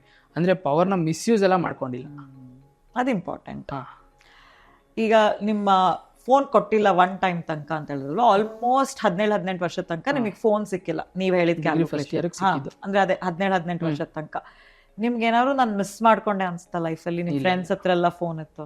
ಇಲ್ಲ ಅವಾಗ ಅನ್ಸೋದು ಅಂದರೆ ಚಿಕ್ಕ ವಯಸ್ಸೆಲ್ಲ ಮೆಚುರಿಟಿ ಇರಲಿಲ್ಲ. ಸೊ ಅವಾಗ ಅನ್ಸೋದು ಏನಪ್ಪ ಎಲ್ಲರ ಹತ್ರ ಫೋನ್ ಐತೆ ಚೆನ್ನಾಗಿ. ಆ ಟೈಮಲ್ಲಿ ಬೇರೆ ಟಿಕ್ಟಾಕ್ ಎಲ್ಲ ಫೇಮಸ್ ಇತ್ತು, ಎಲ್ಲ ವಿಡಿಯೋ ಮಾಡ್ತಿದ್ದಾರೆ, ನಮ್ಮ ಹತ್ರ ಫೋನ್ ಇಲ್ಲ, ಫೋಟೋ ತಗೊಂಡಿದ್ದಾರೆ, ಫೋನ್ ಇಲ್ಲ ಅನ್ಸೋದು. ಬಟ್ ಏನು ಮಾಡೋಕ್ಕಾಗಲ್ಲ, ಕೊಡ್ಸಲ್ಲ ಮನೇಲಿ ಅಂದಮೇಲೆ ಇನ್ನೇನು ಮಾಡೋಕ್ಕಾಯ್ತದೆ, ಹೋಗ್ಬಿಟ್ಟು ಎಲ್ಲಿ ತಗೊಂಬರೋಣ ಆ ಥರ ಇತ್ತು. ಬಟ್ ಇವಾಗ ಅನಿಸ್ತಾ ಇದೆ ಆ ಟೈಮಲ್ಲಿ ಸಿಗದಿದ್ದೆ ಒಳ್ಳೇದಾಯಿತು. ಏನಕ್ಕೆ ಒಳ್ಳೇದಾಯಿತು? ಏನಕ್ಕೆ ಅಂದರೆ ನೋಡಿ, ಇವಾಗ ಫೋನ್ನಿಂದ ಎಷ್ಟೊಂದು ಡಿಸ್ಅಡ್ವಾಂಟೇಜ್ ಆಗ್ತೈತೆ ಅಂದರೆ, ಎಷ್ಟೊಂದು ಜನ ಅವ್ರಿಗೆ ಗೊತ್ತಿರಲ್ಲ, ಪಾಪ ತಪ್ಪು ಮಾಡಿದ್ದೀವಿ ಅಂತ ಗೊತ್ತಿರಲ್ಲ, ಏನೋ ಒಂದು ಮಾಡೋಕ್ಕೆ ಹೋಗ್ಬಿಟ್ಟು ತಪ್ಪಾಗಿ ಕಾಣಿಸೋವಂಥ ಒಂದು ಫೂಟೇಜ್ ಆಗಿರ್ಬೋದು, ಏನೋ ಒಂದು ಪೋಸ್ಟ್ ಮಾಡಿಬಿಟ್ಟಿರ್ತಾರೆ ಆ ವಯಸ್ಸಲ್ಲಿ. ಲೈಕ್ ಚಿಕ್ಕ ವಯಸ್ಸಲ್ಲಿ ಅವ್ರಿಗೆ ಗೊತ್ತಿರಲ್ಲ. ಈಗ PUC ಮಕ್ಕಳೇ ಮಾಡಿಬಿಟ್ಟಿರ್ತಾರೆ, ಅಂದರೆ ಅವ್ರಿಗೆ ಮೆಚುರಿಟಿ ಇರಲ್ಲ, ಮಾಡ್ತಾರೆ. ಆಮೇಲೆ ಅವ್ರಿಗೊಂದು ರಿಯಲೈಸೇಷನ್ ಸ್ಟೇಜ್ ಅಂತ ಒಂದು ಬಂದಾಗ, ಆ ವಯಸ್ಸಲ್ಲಿ ಹಂಗೆ ಮಾಡಬಾರ್ದಾಯ್ತು ಅಂತ ಬಂದ್ಬಿಡುತ್ತೆ. ನಮಗೆ ಆ ಥರ ಮಾಡೋಕ್ಕೆ ಆಪರ್ಚುನಿಟಿನೇ ಇರಲಿಲ್ವಲ್ಲ, ಅದೊಂದು ಅಡ್ವಾಂಟೇಜ್ ಆಯ್ತು ನಮಗೆ. ಅಂದ್ರೆ ಎಲ್ಲೋ ಒಂದ್ ಕಡೆ ನಿಮ್ ಇನ್ನೋಸೆನ್ಸ್ ಕ್ಯೂರಿಯಾಸಿಟಿ ಉಳ್ಕೊಂಡಿದ್ಯಾ ಇನ್ನು ಫೋನ್ ಕೈಗೆ ಸಿಗ್ದಲೆ? ನನ್ಗನ್ಸತ್ತು ಫೋನ್ ಸಿಕ್ಕ ತಕ್ಷಣ ಜಗತ್ತಿನ ಅರ್ಧ ಥಿಂಗ್ಸ್ ನಿಮ್ ಕೈಗೆ ಸಿಕ್ದಂಗೆ ಆಗ್ಬಿಡುತ್ತೆ. ಬೇಕಾಗಿರೋದು ನೋಡ್ತೀರಾ, ಬೇಡದಿರೋದು ಜಾಸ್ತಿ ನೋಡ್ತೀರಾ. ಆಗೇನಾಗುತ್ತೆ, ಒಂದು ಕ್ಯೂರಿಯಾಸಿಟಿ. ಅಂದ್ರೆ ಇವಾಗ ಫಾರ್ ಎಕ್ಸಾಂಪಲ್ ಒಂದ್ ಗರ್ಲ್ ಫ್ರೆಂಡ್ ಬಾಯ್ ಫ್ರೆಂಡ್ ಅನ್ನೋ ರಿಲೇಶನ್ಶಿಪ್ ಇರ್ಬೋದು, ಅಥವಾ ಕಂಪ್ಯಾನಿಯನ್ ನನ್ನ ಅಂದ್ರೆ ಸ್ವಲ್ಪ ಸೆನ್ಸಿಟಿವ್ ಟಾಪಿಕ್ ಏನಕ್ಕೆ ತಗೊಂಡೆ ಅಂದ್ರೆ, ನಮ್ಗೇನ್ ಅನ್ಸಕ್ ಶುರುವಾಗುತ್ತೆ, ಇಂಟರ್ನೆಟ್ ಅಲ್ಲಿ ಇವಾಗ ಯಾರೋ ಒಬ್ರು ಕೈ ಇಟ್ಕೊಂಡು ಕಾಫಿ ಕುಡಿತಿರೋದು, ಏನೋ ಒಂದು ರೀಲ್ ನೋಡಿದ ತಕ್ಷಣ ನೋಡು ನಾವ್ ಏನೋ ಮಿಸ್ ಔಟ್ ಮಾಡ್ಕೊಂತ ಇದೀವಿ. ಬಟ್ ಅವ್ರಿಗೆ ಗೊತ್ತಿಲ್ಲ ಗರ್ಲ್ ಫ್ರೆಂಡ್ ಅಂದ್ರೆ ಏನು, ಬಾಯ್ ಫ್ರೆಂಡ್ ಅಂದ್ರೆ ಏನು, ಆ ಎಂಗೇಜ್ಮೆಂಟ್ ಅಂದ್ರೆ ಏನು, ಕಂಪ್ಯಾನಿಯನ್ಶಿಪ್ ಅವ್ರಿಗೆ ಏನು ಅರ್ಥನೇ ಆಗಲ್ಲ. ಸೊ ಆ ಕ್ಯೂರಿಯಾಸಿಟಿನೇ ಉಳ್ದಿರಲ್ಲ. ಬೈ ದ ಟೈಮ್ ಅವ್ರ ನಿಜವಾದ ರಿಲೇಶನ್ಶಿಪ್ ಅವ್ರ ಮೆಂಟಲಿ ಮೆಚೋರ್ಡ್ ಆಗಿದ್ದು ಸಹ ಈ ತರ ಒಂದ್ 10 ಸ್ಟುಪಿಡ್ ರಿಲೇಶನ್ಶಿಪ್ಸ್ ಎಲ್ಲ ಆಲ್ರೆಡಿ ಇದ್ಬಿಟ್ಟಿರ್ತಾರೆ. ಇರ್ತಾರೆ ಆಬ್ವಿಯಸ್ಲಿ ಇರ್ತಾರೆ. ಈ ಫೋನಿಂದ ಇನ್ನೇನಾಗುತ್ತೆ ಅಂತ ಹೇಳೋದಾದ್ರೆ, ನಾನೊಂದು ರೀಸೆಂಟಾಗಿ ಒಂದು ವಿಡಿಯೋ ನೋಡಿದ್ದೆ. ಥಿಂಕ್ಸ್ ಇಟ್ ಇಸ್ ಚೈನಾನೋ ಅಥವಾ ಜಪಾನೋ ಗೊತ್ತಿಲ್ಲ. ಮದರ್ ಕೆಳಗಡೆ ಕೂತಿರ್ತಾರೆ, ತಂದೆ ಮೇಲ್ಗಡೆ ಕೂತಿರ್ತಾರೆ, ಇಬ್ರು ಕೈಲೂ ಬುಕ್ ಇರತ್ತೆ. ಮಗು ಫೋನ್ ಇಟ್ಕೊಂಡು ಓಡಾಡ್ತಾ ಇರುತ್ತೆ, ಒಂದು 5ರಿಂದ 10 ನಿಮಿಷ ಓಡಾಡ್ತಾ ಇರುತ್ತೆ. ಅದಕ್ಕೆ ಏನು ಮಾಡ್ಬೇಕು ಗೊತ್ತಾಗ್ತಿರಲ್ಲ. ಅಮ್ಮ ಕೈಯಲ್ಲಿ ಬುಕ್ ನೋಡಿ, ಅಪ್ಪ ಕೈಯಲ್ಲೂ ಬುಕ್ ನೋಡಿ, ಅದು ಬುಕ್ ಎತ್ಕೊಂಡು ಕೂತ್ಕೊಳ್ಳುತ್ತೆ, ಪಕ್ಕದಲ್ಲಿ ಹೋಗಿ ಕೂತ್ಕೊಳ್ಳುತ್ತೆ. ಸೊ ಇವಾಗ ಪಕ್ಕದಲ್ಲಿ ಕೂತ್ಕೊಂಡಾಗ ಅದು ಬುಕ್ಕಲ್ಲಿ ಏನು ಕಲ್ತಿಲ್ಲ ಅಂದರೂ ಅದನ್ನ ನೋಡ್ತಾ ಇದ್ದಾಗ ಅನಲೈಸ್ ಸಬ್ಕಾನ್ಷಿಯಸ್ ಮೈಂಡ್ಗೆ ಅಟ್ಲೀಸ್ಟ್ ಅದು ಹೋಗ್ತಾ ಇರುತ್ತೆ. ಸೊ ಇದೇನೋ ಒಂದು ಫ್ರೂಟ್ ಈ ಥರ ಹೋಗ್ತಾ ಇರುತ್ತೆ. ಮತ್ತು ಇನ್ನೊಂದು ವಿಡಿಯೋ ನೋಡಿದೆ, ತಂದೆ ಬಂದು ಪುಷಪ್ಸ್ ಮಾಡ್ತಾ ಇರ್ತಾರೆ, ಡಂಬಲ್ಸ್ ವೆಯ್ಟ್ ಮಾಡ್ತಾ ಇರ್ತಾರೆ, ಅದು ಎತ್ತಕ್ಕೆ ಟ್ರೈ ಮಾಡ್ತಾ ಇರುತ್ತೆ. ಸೊ ಈ ಥರ ಚಿಕ್ಕ ವಯಸ್ಸಿಂದ ಏನೋ ಪ್ರೊಡಕ್ಟಿವ್ ಆಗಿ ಕಲ್ತ್ಕೊಂಡ್ರೆ ಅಟ್ಲೀಸ್ಟ್ ಅದು ದೊಡ್ಡದಾದ್ಮೇಲೆ ಯೂಸ್ಫುಲ್ ಆಗುತ್ತೆ. ಸೊ ನಾವು ಚಿಕ್ಕ ವಯಸ್ಸಿಂದ ಒಂದು ಬ್ರೈನ್ನ ಟ್ರೈನ್ ಮಾಡಿರ್ತೀವಿ. ಸೊ ಅದು ಲೈಕ್ 14-15 ಇಯರ್ಸ್ ಬರೋಷ್ಟೊಳಗೆ ಎಷ್ಟು ಪವರ್ಫುಲ್ ಆಗಿರುತ್ತೆ ಹೇಳಿ. ಆ ಟೈಮಲ್ಲಿ ಮೊಬೈಲ್ ಕೊಟ್ಬಿಟ್ರೆ ವೇಸ್ಟ್. ನಮಗೆ ಇವಾಗ ಮೊಬೈಲಿಂದ ಎಷ್ಟು ಡಿಸ್ಟ್ರಾಕ್ಷನ್. ಇವಾಗ ಮೊಬೈಲ್ ಬಗ್ಗೆ ಕೆಟ್ಟದಾಗ ಮೊಬೈಲಲ್ಲಿ ನೋಡಿರೋದನ್ನೇ ಮಾತಾಡ್ತಾ ಇದೀವಿ. 5 ನಿಮಿಷ ಸುಮ್ಮನೆ ಇರಲ್ಲ, ಫೋನ್ ಟಕ್ ಅಂತ ಎತ್ಬಿಡ್ತೀವಿ, 5 ನಿಮಿಷಕ್ಕೆ ಒಂದ್ಸತಿ ಚೆಕ್ ಮಾಡ್ತೀವಿ. ಅಡಿಕ್ಷನ್, ಅಷ್ಟೊಂದು ಅಡಿಕ್ಷನ್ ಆಗ್ಬಿಟ್ಟೈತೆ. ಆಮೇಲೆ ಆ ಮೊಬೈಲಿಂದ ನಮಗೆ ಏನಂದರೆ ಒಳ್ಳೇದಕ್ಕಿಂತ ಸ್ವಲ್ಪ ಆದಷ್ಟು ಡಿಸ್ಟ್ರಾಕ್ಷನ್ಸೇ ಜಾಸ್ತಿ, ಒಳ್ಳೇದು ತಗೊಳೋದು ತುಂಬ ಕಮ್ಮಿ. ಸೊ ಈಗ MBA ಆದ ತಕ್ಷಣ ನೀವು ಗೌರ್ಮೆಂಟ್ ಎಕ್ಸಾಮ್ಸ್ ಬರೆಯೋಕ್ಕೆ ಶುರು ಮಾಡ್ತೀರಾ. ಪ್ರಿಪ್ರೇಷನ್ ಮಾಡ್ಕೊಬೇಕು ಇವಾಗ ಒಬ್ರು ಗೌರ್ಮೆಂಟ್ ಎಕ್ಸಾಮ್ ಬರೀಬೇಕಂದ್ರೆ? ನಾನು ಕಂಪ್ಲೀಟ್ ಪ್ರಿಪ್ರೇಷನ್ಗೆ ಇಳ್ದಿಲ್ಲ. ಸೊ ನನಗೆ ಗೊತ್ತಿರೋ ಮಟ್ಟಿಗೆ ನಾನು ಹೇಳ್ತೀನಿ. ಏನಂದರೆ first main NCERT books 6th standard to 12th ಗಂಟ, ಹಿಸ್ಟ್ರಿ, ಜಾಗ್ರಫಿ, ಸೈನ್ಸ್ ಎಲ್ಲ ಬೇಕಾಗಿರುತ್ತೆ. ಮತ್ತು ಜನರಲ್ ನಾಲೆಜು, ಇದ್ರ ಜೊತೆ ಕರೆಂಟ್ ಅಫೇರ್ಸ್ ಲೈಕ್ ಡೈಲಿ ಏನೇನು ನಡೆಯುತ್ತೆ ಅದೆಲ್ಲ ನ್ಯೂಸ್ ಪೇಪರ್ ನೋಡಿಬಿಟ್ಟು ಜಸ್ಟ್ ನೋಟ್. ಆಮೇಲೆ ಡೇಟ್ಗಳು ಮುಖ್ಯ, ಯಾವ್ಯಾವ ಡೇಟಲ್ಲಿ, ಲೈಕ್ ಇವಾಗ ರಾಮನಗರದಲ್ಲಿ ಯಾರು ಗೆದ್ರು ಅಂತಾನೆ ಗೊತ್ತಿಲ್ಲ ನಿಮಗೆ ಕರೆಂಟ್ ಅಪ್ಡೇಟ್. ಅದೇ ನಾನು ಇವಾಗ ಕಂಪ್ಲೀಟ್ ಪ್ರಿಪರೇಷನ್ಸ್ ಇಲ್ಲ. ನಾನು ನನ್ನ ಫ್ರೆಂಡ್ ಅದೇ ಮಾತಾಡ್ತಾ ಇದ್ವಿ, ಈ ಇನ್ನೊಂದು ಸ್ವಲ್ಪ ದಿನದಲ್ಲಿ ಹೋಗ್ಬಿಟ್ಟು ನಾವು ಕ್ಲಾಸಸ್ ಜಾಯ್ನ್ ಆಗ್ತೀವಿ. ಅದು ಒನ್ಸ್ ಜಾಯ್ನ್ ಆದಾಗ ನಾನು ಹೇಳಿದ್ನಲ್ವ, ನಂದು ರೊಟೀನ್ ಸ್ವಲ್ಪ ಮೇಲೆ ಕೆಳಗಡೆ ಆಗ್ಬಿಟ್ಟೈತೆ. ಸೊ ಅದರಿಂದ ನನಗೆ ಪ್ರಾಪರಾಗಿ ಫೋಕಸ್ ಮಾಡೋಕ್ಕಾಗ್ತಾಯಿಲ್ಲ. ಸೊ ಒನ್ಸ್ ನಾನು ಕಂಪ್ಲೀಟ್ ಪ್ರಿಪ್ರೇಷನ್ ಸ್ಟಾರ್ಟ್ ಮಾಡಿದಾಗ ಸೌಂದರ್ಯನೇ ಸೆಲೆಕ್ಟ್ ಮಾಡ್ಕೊಂಡ್ರಿ, ಸಿಟಿಯಿಂದ ಅಷ್ಟು ದೂರ ಆಯ್ತಿಲ್ಲ. ಒಂದು ಸಿಂಪಲ್ ರೀಸನ್, PGCET ಫೀಸ್ ಕಮ್ಮಿ ಆಯಿತು, ಸೇರ್ಕೊಂಡೆ. ಓಕೆ. ಏನ್ PGCET ಅಂದ್ರೆ? PGCET ಅಂದರೆ ಗೌರ್ಮೆಂಟಿಂದ ಎಕ್ಸಾಮ್ ನಡೆಸ್ತಾರೆ.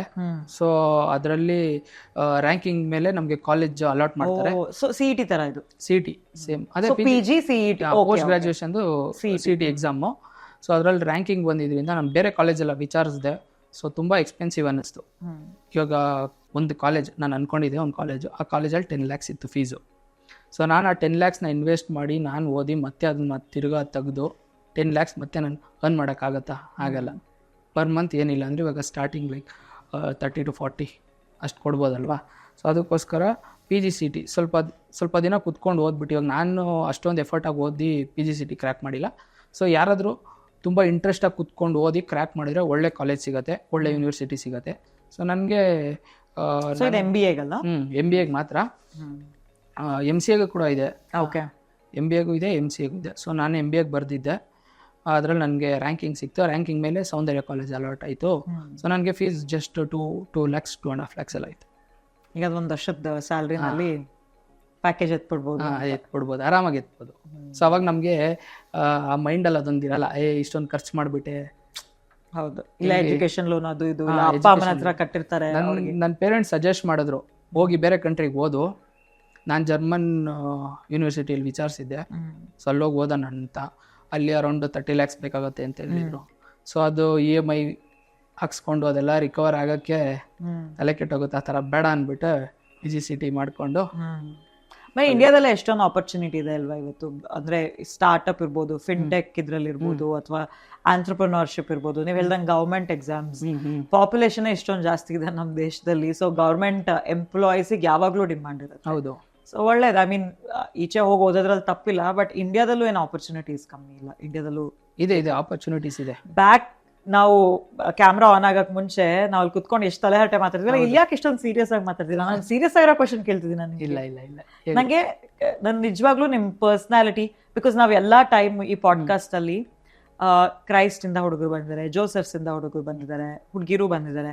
ನಾನು ಸೌಂದರ್ಯನಲ್ಲಿ ರಮ್ಯಾ ಮ್ಯಾಮಿಗೆ ಫೋನ್ ಮಾಡ್ಬಿಟ್ಟು, ಮ್ಯಾಮ್ ನಂಗೆ ಯಾರೊಬ್ಬ ತಲೆಹರಟೆ ಹುಡುಗನ್ ಕಳಿಸ್ಕೊಡಿ, ಪಕ್ಕಾ ಲೋಕಲ್ ಆಗಿ ನನಗೆ ಇಲ್ಲೇನ್ ನಡೆಯುತ್ತೆ ಒಂದು ಸ್ಟೂಡೆಂಟ್ ಲೈಫಲ್ಲಿ, ನಂಗೆ ಆ ಕಾಂಟೆಂಟ್ ಬೇಕು. ಬಿಕಾಸ್ ಇದನ್ನ ಯಾರೋ ಒಬ್ಬ ಮಂಡ್ಯದಲ್ಲಿ ಕುತ್ಕೊಂಡು, ಮೈಸೂರಲ್ಲಿ ಕುತ್ಕೊಂಡು, ಇಲ್ಲ ಹುಬ್ಳಿ ಧಾರವಾಡಲ್ಲಿ ಕುತ್ಕೊಂಡು ನೋಡ್ತಿರೋರ್ಗು ನೀವು ಮಾತಾಡ್ತಿರೋದು ರಿಲೇಟಬಲ್ ಅನ್ಸ್ಬೇಕು.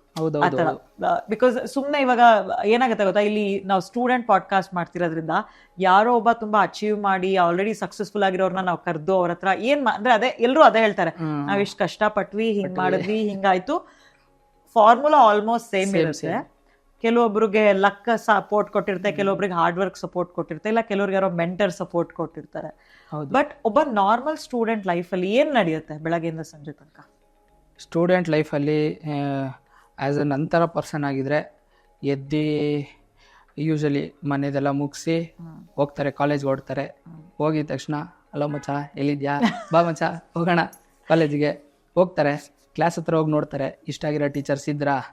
ಇಷ್ಟ ಆಗಿರೋ ಟೀಚರ್ಸ್ ಅಂದ್ರೆ ಇಷ್ಟ ಆಗಿರೋ ಟೀಚರ್ಸ್ ಅಂತ ಅಂದರೆ ಹಿಂಗೆ ಫ್ರೆಂಡ್ಲಿ ಆಗಿರ್ತಾರಲ್ವಾ, ಆ ಥರ ಟೀಚರ್ಸು. ಆ ಥರದವ್ರು ಇದ್ದರೆ ಹೊರ್ಟೋಗ್ತಾರೆ. ಕೆಲವೊಬ್ರು ತಲೆ ತಿನ್ನೋರು ಅಥವಾ ನಮಗೆ ಒಂಥರ ಮಾತಾಡ್ಬಿಡ್ತಾರೆ, ಅಂಥವರೆಲ್ಲ ಇದ್ದಾಗ ಯೂಶಲಿ ಇಂಟ್ರೆಸ್ಟ್ ತೋರಿಸಲ್ಲ.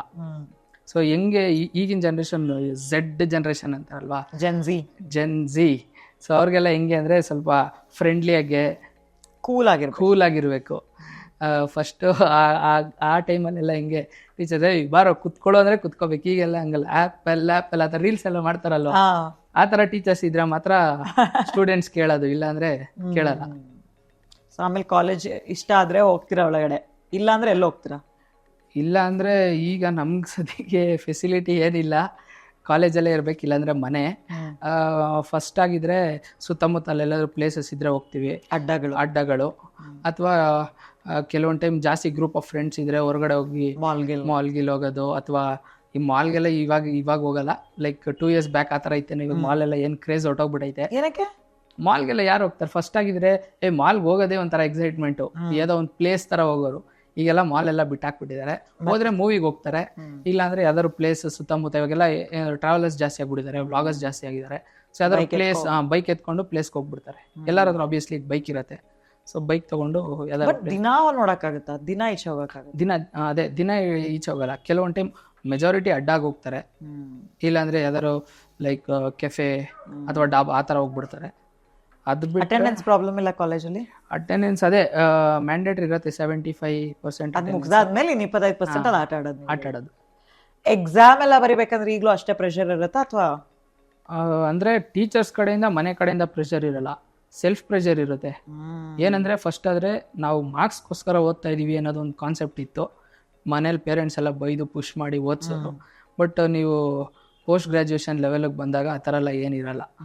ಮನೇಲಿ ನೀನು ಓದಪ್ಪ, ಏನಲ್ಲೇನು ಫೇಲ್ ಮಾಡಿಬಿಟ್ಟು ಒಂದು ವರ್ಷ ಕೂರ್ಸಲ್ಲ, ಅದೇ ಬ್ಯಾಕ್ಲಾಗ್ ಅಂತ ಕೊಟ್ಬಿಟ್ಟು ನೆಕ್ಸ್ಟ್ ಅಂತ ಕಳಿಸ್ತಾ ಇರ್ತಾರೆ, ಒನ್ ಮೋರ್ ಅಂತ. ಆ ಥರ ಆಗಬಾರ್ದು ಅಂದರೆ ನಾವು ಸ್ವಲ್ಪ ಕಾಷಿಯಸ್ ಆಗಿ ಓದಬೇಕು. ಇಲ್ಲಾಂದರೆ ಪ್ಲೇಸ್ಮೆಂಟ್ ಸಿಗಲ್ಲ. ಪ್ಲೇಸ್ಮೆಂಟ್ ಸಿಕ್ಕಿಲ್ಲ ಅಂದರೆ ಓದಿನೂ ವೇಸ್ಟ್ ಅಲ್ವಾ? ಸೊ ಅದಕ್ಕೋಸ್ಕರ ಅಟ್ಲೀಸ್ಟ್ ನಾವು ಕಾಷಿಯಸ್ ಆಗಿ ಇದ್ಕೊಂಡು ಓದಿ. ನಿಮ್ಗೆ ಇವಾಗ ಫಾರ್ ಎಕ್ಸಾಂಪಲ್ ನೀವು ಒನ್ ಮೋರ್ ಅದೇ ಬೆಳ್ಳುಳ್ಳಿ ಕಬಾಬ್ ಅಥವಾ ಈ ಕರಿಮಣಿ ಏನ್ ಅನ್ಸುತ್ತೆ ನಿಮ್ಗೆ ಈ ತರ ಎಲ್ಲ ಟ್ರೆಂಡ್ ನೋಡಿದ್ರೆ? Time waste. ಬಟ್ ಮಾಡ್ತಿದಾರಲ್ಲ ಜನ. ನಾನು ಯಾರೋ ಮದ್ವೆ ಮನೇಲಿ ಡಾನ್ಸ್ ಮಾಡೋದು ನೋಡಿದೆ ವಿಡಿಯೋಗೆ. ಅದೇ ಜನ ಯಾವ್ದನ್ ಬೇಕು ಅದನ್ನ ತಗಂತಿಲ್ಲ. ಆದ್ರೆ ಇವಾಗ ಹೆಂಗಾಗೈತೆ ಅಂದ್ರೆ 50-50 ಹೇಳ್ಬೋದು. ಕೆಲವೊಬ್ರು ಈ ತರ ಅಡಿಕ್ಷನ್ಗೆ ಹೋಗ್ತಾರೆ, ಕೆಲವೊಬ್ರು ನಾನು ರೀಲ್ಸ್ ನಂದು ಇವಾಗ್ಲೂ ಇನ್ಸ್ಟಾಗ್ರಾಮ್ ಸ್ಕ್ರೋಲ್ ಮಾಡಿದ್ರೆ ಬರೀ ಬರೋದೇ ಸ್ಪಿರಿಚುಯಾಲಿಟಿ ಒಂದು, ಇನ್ನೊಂದು ಬರೋದೇ ಕಾರ್ಸ್. ತಿಳ್ಕೊಳ್ಳೋದು ತುಂಬಾ ಐತೆ. ನೀವು ಮೂರನೇ ಹುಡುಗ ಇವತ್ತು ನಾವು ಸೀರೀಸ್ ಆಫ್ ಪಾಡ್ಕಾಸ್ಟ್ ರೆಕಾರ್ಡ್ ಮಾಡ್ತಾ ಇದ್ವಲ್ಲ, ನೀವು ಮೂರನೇ ಹುಡುಗ ಇವತ್ತು ಸ್ಪಿರಿಚುಯಾಲಿಟಿ ಬಗ್ಗೆ ಮಾತಾಡ್ತೀವಿ. ಏನಿದ್ ಸಡನ್ ಕ್ರೇಜ್ ನಿಮ್ಗಳಲ್ಲಿ ಸ್ಪಿರಿಚುಯಾಲಿಟಿ ಬಗ್ಗೆ? ಸಡನ್ ಕ್ರೇಜ್ ಅಂತ ಹೇಳೋಕ್ಕಾಗಲ್ಲ. ನನಗೆ ಹೆಂಗೆ ಅಂದರೆ ಫಸ್ಟಿಂದನೂ ದೇವ್ರ ಮೇಲೆ ಭಕ್ತಿ ಅನ್ನೋದೊಂದು ಇತ್ತು. ಬಿಕಾಸ್ ನಮ್ಮ ಅಮ್ಮನೂ ತುಂಬ ಪೂಜೆ ಪುನಸ್ಕಾರ ಎಲ್ಲ ಮಾಡ್ತಾರೆ. ಸೊ ನನಗೆ ಭಕ್ತಿ ಅನ್ನೋದಿತ್ತು. ಕೆಲವೊಂದು ಟೈಮಲ್ಲಿ ಕೆಲವೊಂದು ಕ್ಲಿಪ್ಸ್ನ ನೋಡಿ ಅವ್ರವ್ರ ಧರ್ಮನ ಬಿಟ್ಕೊಡ್ತಿಲ್ಲ, ನಾವೇನಕ್ಕೆ ನಮ್ಮ ಧರ್ಮನ ಬಿಟ್ಕೊಡ್ಬೇಕು ಅನ್ನೋ ಒಂದು ಇಂಟ್ರೆಸ್ಟಿಂದ ಅಲ್ಲಿಗೆ ಸ್ಪಿರಿಚುಯಾಲಿಟಿ ಕಡೆಗೆ ಹೋದೆ. ಸೊ ಅದೆಲ್ಲ ನೋಡ್ತಾ ಇವಾಗ ಕೆಲವೊಬ್ರು ಗೊತ್ತೇ ಇರಲ್ಲ ಆರತಿ ಏನಕ್ಕೆ ಮಾಡ್ತಾರೆ, ಗಂಟೆ ಏನಕ್ಕೆ ಹೊಡಿತಾರೆ, ತೀರ್ಥ ಏನಕ್ಕೆ ಕೊಡ್ತಾರೆ, ಏನು ಗೊತ್ತಿರಲ್ಲ. ಬಟ್ ಎಲ್ಲಾದ್ರಿಂದನೂ ಸೈನ್ಸ್ ಐತೆ. ಸನಾತನ ಧರ್ಮ ಅಂದ್ರೆ ಸೈನ್ಸ್. ಸೊ ಅದ್ರ ಬಗ್ಗೆ ತಿಳ್ಕೊಳ್ತಾ ಸ್ವಲ್ಪ ಸ್ಪಿರಿಚುಯಾಲಿಟಿ ಕಡೆ ಇದ್ದೀನಿ ಅಷ್ಟೇ. ಹೆಲ್ಪ್ ಆಗ್ತೈತೆ ಸ್ಪಿರಿಚುಯಾಲಿಟಿ? ತುಂಬಾ ಹೆಲ್ಪ್ ಆಗ್ತೈತೆ. ನನಗೆ ಎಷ್ಟೊಂದು ರೀಸನ್ಸೇ ಗೊತ್ತಿರ್ಲಿಲ್ಲ. ಸೀರಿಯಸ್ಲಿ ನನಗೆ ಐಡಲ್ ಏನ್ ಕಿರತ್ತೆ ಅಂತಾನೂ ಗೊತ್ತಿರ್ಲಿಲ್ಲ. ಸುಮ್ಮನೆ ಏನೋ ಐಡಲ್ ಇದೆ, ದೇವ್ರು ಇದಾರೆ, ಹೋಗ್ಬಿಟ್ಟು ಕೈ ಮುಗಿದು ದೇವ್ರೆ ನಮ್ಗೆ ಇದು ಕೊಡಪ್ಪ ಅಂತ ಕೇಳ್ಕೊಳ್ಳೋ ತರ ಇತ್ತು. ಬಟ್ ಆಕ್ಚುಲಿ ಪ್ರೇಯರ್ ಮಾಡೋದಕ್ಕೂ ಒಂದು ರೀತಿ ಅನ್ನೋದೈತೆ. ಪ್ರೇಯರ್ ಅಲ್ಲಿ ಏನ್ ಕೇಳ್ಬೇಕು, ಯಾವ ಮಂತ್ರ ಹೇಳ್ಬೇಕು, ಆ ತರ ಎಲ್ಲ ಇದೆ. ಕೇಳ್ಬೇಕು, ಎಷ್ಟು ಕೇಳ್ಬೇಕು, ಅಲ್ಲಿ ಆಕ್ಚುಲಿ ಕೇಳಂತದ್ದು ಏನು ಇಲ್ಲ. ಜಸ್ಟ್ ದೇವ್ರೆ ನಮ್ ಕಡೆ ನೋಡಿ ಅನ್ನೋದು ಅಷ್ಟೇ ಪ್ರೇಯರ್. ಇವರೆಲ್ಲ ನನ್ಗೆ ಹಣ ಕೊಡಿ, ಆಸ್ತಿ ಕೊಡಿ, ದೇವ್ರೆ ಎತ್ಕೊಂಬಂದ್ ಪರ್ಸನ್ ಎತ್ಕೊಂಬಂದ್ ಕೊಡಕ್ಕೆ ಆಪರ್ಚುನಿಟಿ ಕೊಟ್ಟಿದ್ದೀನಿ, ಕೈಕಾಲ್ ಕೊಡೋ ಜಾಗದಲ್ಲಿ ಕೊಟ್ಟಿದ್ದೀನಿ, ಬುದ್ಧಿ ಕೊಟ್ಟಿದ್ದೀನಿ. ದೇವರು ಕ್ಲೈಮೇಟ್ ನ ಸಪೋರ್ಟ್ ಮಾಡಕ್ ಬಿಡ್ಬೋದು ನಮ್ ಜೊತೆ. ಕರೆಕ್ಟ್. That is spiritual. ಅವಕಾಶಗಳನ್ನ ಹುಟ್ಟಿಸ್ಬೋದು. ತಗೊಂಬಂದು ಎಲ್ಲ ಸಪ್ಲೈ ಮಾಡೋಕ್ಕಾಗಲ್ಲ. ಇದನ್ನ ಜನ ತಿಳ್ಕೊಬೇಕು, ಅಂದ್ರೆ ಯಂಗ್ಸ್ಟರ್ಸ್ ತಿಳ್ಕೊಬೇಕು. ಇವಾಗ ಆಲ್ಮೋಸ್ಟ್ ಎಲ್ಲ ಚೇಂಜ್ ಆಗ್ತಾ ಇದಾರೆ. ಹೌದಾ? ಹೌದೌದು, 100% ಚೇಂಜ್ ಆಗುತ್ತೆ. ನಾನೇ ನನ್ನ ಫ್ರೆಂಡ್ ಸರ್ಕಲ್ ಅಲ್ಲಿ ತುಂಬಾ ಜನ ನೋಡಿದ್ದೀನಿ ಚೇಂಜ್ ಆಗಿರೋದು. ತುಂಬಾ ಚೇಂಜ್ ಆಗ್ತದೆ. ಅದು ಸ್ಪೆಸಿಫಿಕ್ ಹಿಂಗೆ ಅಂತ ಹೇಳಕ್ಕಾಗಲ್ಲ. ಬಟ್ ನನ್ನ ಪ್ರಕಾರ ಏನಂದ್ರೆ ಮೋದಿಯಿಂದ. ನೀವು ಫಾಲೋ ಮಾಡ್ತೀರಾ ಮೋದಿಜಿನ? ಮೋದಿಜಿ, ಆದಿಯೋಗಿತ್ಯನಾಥ್ ಪಕ್ಕಾ ಫಾಲೋವರ್. ನಿಮಗೆ ಇವಾಗ ನಿಮ್ ದೇಶದ ಪ್ರಧಾನ ಮಂತ್ರಿ ಬಗ್ಗೆ ಕೇಳಿದಾಗ ಅಫ್ಕೋರ್ಸ್ ಎಲ್ರಿಗೂ ಹೆಮ್ಮೆ ಆಗುವಂತ ಕೆಲಸ ನಾವು ಮಾಡ್ತೀರಾ. ಅಂಡ್ ನಿಮಗೆ ಏನ್ ಅನ್ಸುತ್ತೆ ಪರ್ಸನಲ್ ಈಗ ಬರ್ತಿರೋ ಎಲೆಕ್ಷನ್ಸ್ ಅಲ್ಲಿ ಈ ಕಡೆ ಕಾಂಗ್ರೆಸ್ ಅವರು ರಾಹುಲ್ ಗಾಂಧಿನ ಪ್ರೊಜೆಕ್ಟ್ ಮಾಡ್ತಾರೆ. ನಾವು ಪೊಲಿಟಿಕಲ್ ಡಿಸ್ಕಸ್ ಮಾಡ್ತಿಲ್ಲ, ಒಂದು ವ್ಯಕ್ತಿತ್ವ ಡಿಸ್ಕಸ್ ಮಾಡ್ತಿದೀವಲ್ಲ. ಈ ಕಡೆ ಮೋದಿಜಿ ಅವರು ಇದ್ದಾರೆ. ನಿಮಗೆ ನೀವ್ ಯಾಕೆ ಮೋದಿಜಿನ ಹೀರೋ ತರ ನೋಡ್ತೀರಾ, ನಾಟ್ ರಾಹುಲ್ ಗಾಂಧಿ? ಏನಕ್ಕೆ ಅವರೆಲ್ಲ ಅಂತದ್ ಏನ್ ಡಿಫ್ರೆನ್ಸ್ ನಿಮಗೆ? ಏನಕ್ಕೆ ಮೋದಿಜಿ ಕಂಡ್ರೆ?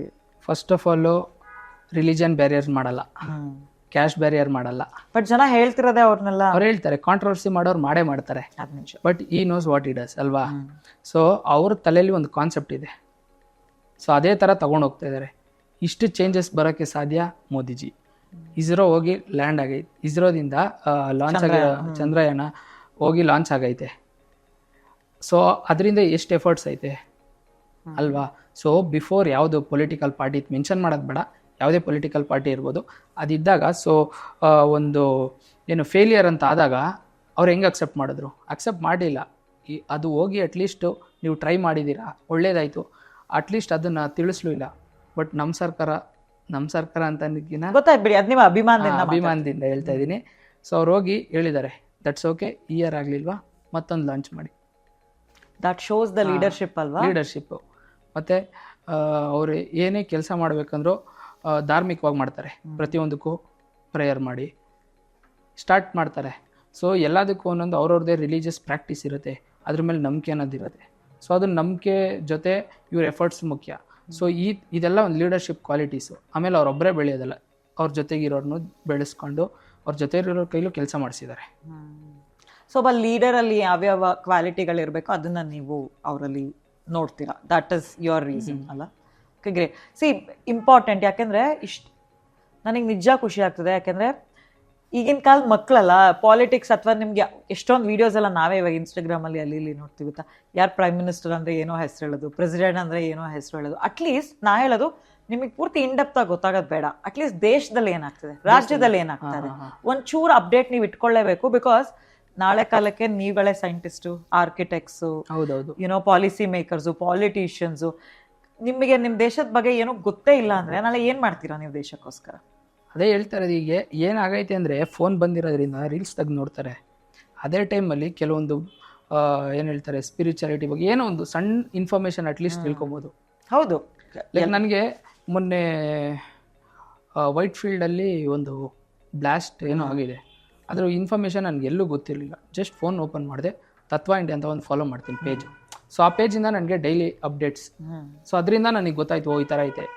ಸೊ ನಾನು ನಾರ್ಮಲ್ ಪರ್ಸನ್ ಥರ ಇದ್ದೀರಿ, ನನಗೆ ರೀಲ್ಸ್ ನಾರ್ಮಲ್ ರೀಲ್ಸ್. ಹೌದು, ಎಷ್ಟೊಂದು ಜನ ಗೊತ್ತಿಲ್ಲ. ಹೌದಾ, ಆಯ್ತಂತ ಬ್ಲಾಸ್ಟ್ ಆಯ್ತಂತ.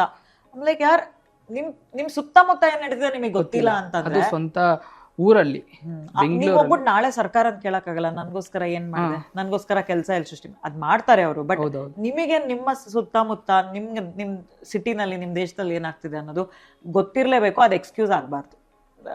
ಈಗ ಅವರು ಇವಾಗ ಕಾರ್ಪೊರೇಟ್ ಕಂಪ್ನಿನಲ್ಲಿ ಕೆಲ್ಸಕ್ಕೆ ಏನ್ ಬೇಕೋ ಅಷ್ಟನ್ನ ಮಾತ್ರ ಕಲ್ತ್ಕೊಂತ ಇದಾರೆ. ಅಷ್ಟೇ ಹುಟ್ಟೋದು ಬರೋದು ಅಷ್ಟೇ. ಅದಾದ್ಮೇಲೆ ಒಂದು ವೀಕೆಂಡ್ ಅಲ್ಲಿ ಒಂದು ಲೈಫ್ ಇರುತ್ತೆ. ಒಂದೆರಡು ಪಾರ್ಟಿಗೆ ಹೋದ, ಒಂದೆರಡು ಕಡೆ ಡಿನ್ನರ್ಗೆ ಹೋದ್ರು, ಒಂದ್ ಸ್ವಲ್ಪ ಶಾಪಿಂಗ್ ಮಾಡಿದ್ರು. ಈಗಿನ ಜನ್ರೇಷನ್ ಅವ್ರಿಗೆ ಸ್ವಲ್ಪ ಚೇಂಜಸ್ ತರಬೇಕು. ಏನಂದ್ರೆ ಎಲ್ಲ ವೀಕೆಂಡ್ಸ್ ಆದ್ರೆ ಪಾರ್ಟೀಸ್ಗೆ ಹೋಗ್ತಾರೆ. ನೀವು ಮಾಡಲ್ವಾ ಪಾರ್ಟೀಸ್? ಇಲ್ಲ, ಐ ಡೋಂಟ್ ಪಾರ್ಟಿ. ನಿಜ ಹೇಳ್ತಾ ಇದೀನಿ. ಮತ್ತೆ ಫನ್ನಿಗೆ ಏನ್ ಮಾಡ್ತೀರಾ? ಅದೇ ಐ ಎಮ್ ಅ ಬೈಕರ್, ನಾನು ಟ್ರಾವೆಲ್ಗೆ ಹೋಗ್ತೀನಿ. ಸೊ ಎಲ್ಲರೂ ಏನು ಮಾಡ್ತಾರೆ, ಪಾರ್ಟಿಗೆ ಹೋಗ್ತಾರೆ, ಅದೇ ಕೇಳಿ ಸಾಂಗ್ಸು, ಅದೇ ಜ್ಯೂಸ್ಗಳು ಕುಡಿಯೋದು, ಡ್ಯಾನ್ಸ್ ಮಾಡೋದು ಅಷ್ಟೇ.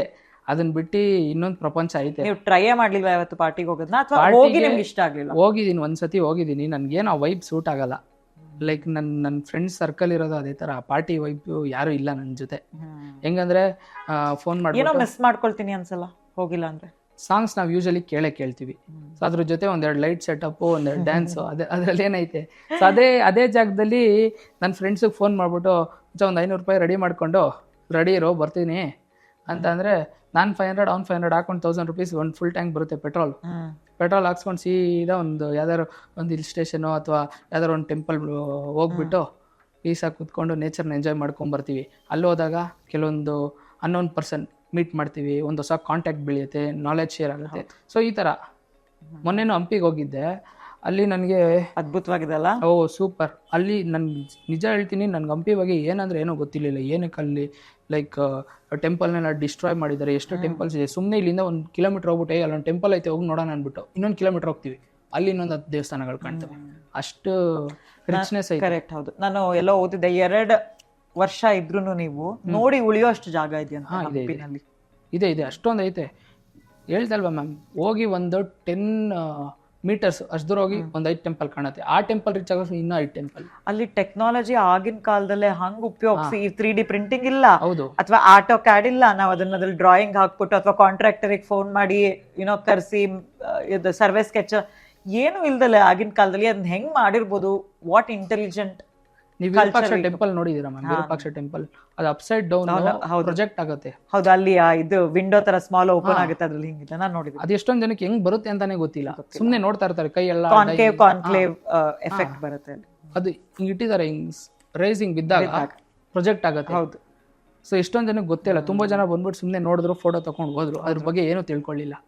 ಅವ್ರಿಗೆ ಅದನ್ನ ಅರ್ಜೆಂಟ್ ಆಗಿ ವಾಟ್ಸ್ಆಪ್ ಅಲ್ಲಿ ಸ್ಟೇಟಸ್, ಇನ್ಸ್ಟಾಗ್ರಾಮ್ ಅಲ್ಲಿ. ಕೆಲವರು ಟೆಂಪಲ್ ಬರೋರು ಅಷ್ಟೇ, ಬರ್ತಾರೆ ಸುಮ್ನೆ ಹಿಂಗ್ ನೋಡ್ತಾರೆ, ಹೋಗ್ತಾ ಇರ್ತಾರೆ. ಆಕ್ಚುಲಿ ಟೆಂಪಲ್ಗೆ ಬಂದಾಗ ಅಲ್ಲೊಂದು ಎನರ್ಜಿ ಇರುತ್ತೆ, ಕುತ್ಕೊಂಡು ಕೇಳಿಸ್ಕೊಬೇಕು, ಆ ಪೀಸ್ನ ಎಂಜಾಯ್ ಮಾಡ್ಬೇಕು, ಏನು ಗೊತ್ತಿರಲ್ಲ. ಸೊ ಜನ್ರೇಷನ್ ಹೆಂಗಾಗೈತೆ, ಫೋನ್ ಬಂದ್ಮೇಲಿಂದ ಎಲ್ಲ ಆ ಕಡೆ ಹೋಗ್ಬಿಟ್ಟಿದ್ದಾರೆ. ಸ್ವಲ್ಪ ತಿಳ್ಕೊಳೋದು ಜಾಸ್ತಿ ಐತೆ. ಆಕ್ಚುಲಿ ನಾನು ಮೊನ್ನೆ ಮತ್ತೆ ಎಲ್ಲೋ ಓದ್ತಾ ಇದ್ದೆ, ಬೃಂದಾವನ್ ಮಥುರಾದಲ್ಲಿ ಇವಾಗ ತುಂಬಾ ಜನ ಬರಕ್ ಶುರು ಮಾಡಿದ್ದಾರೆ tourist because of the reels ಅಲ್ಲಿ ಇಲ್ಲಿ ಎಲ್ಲ.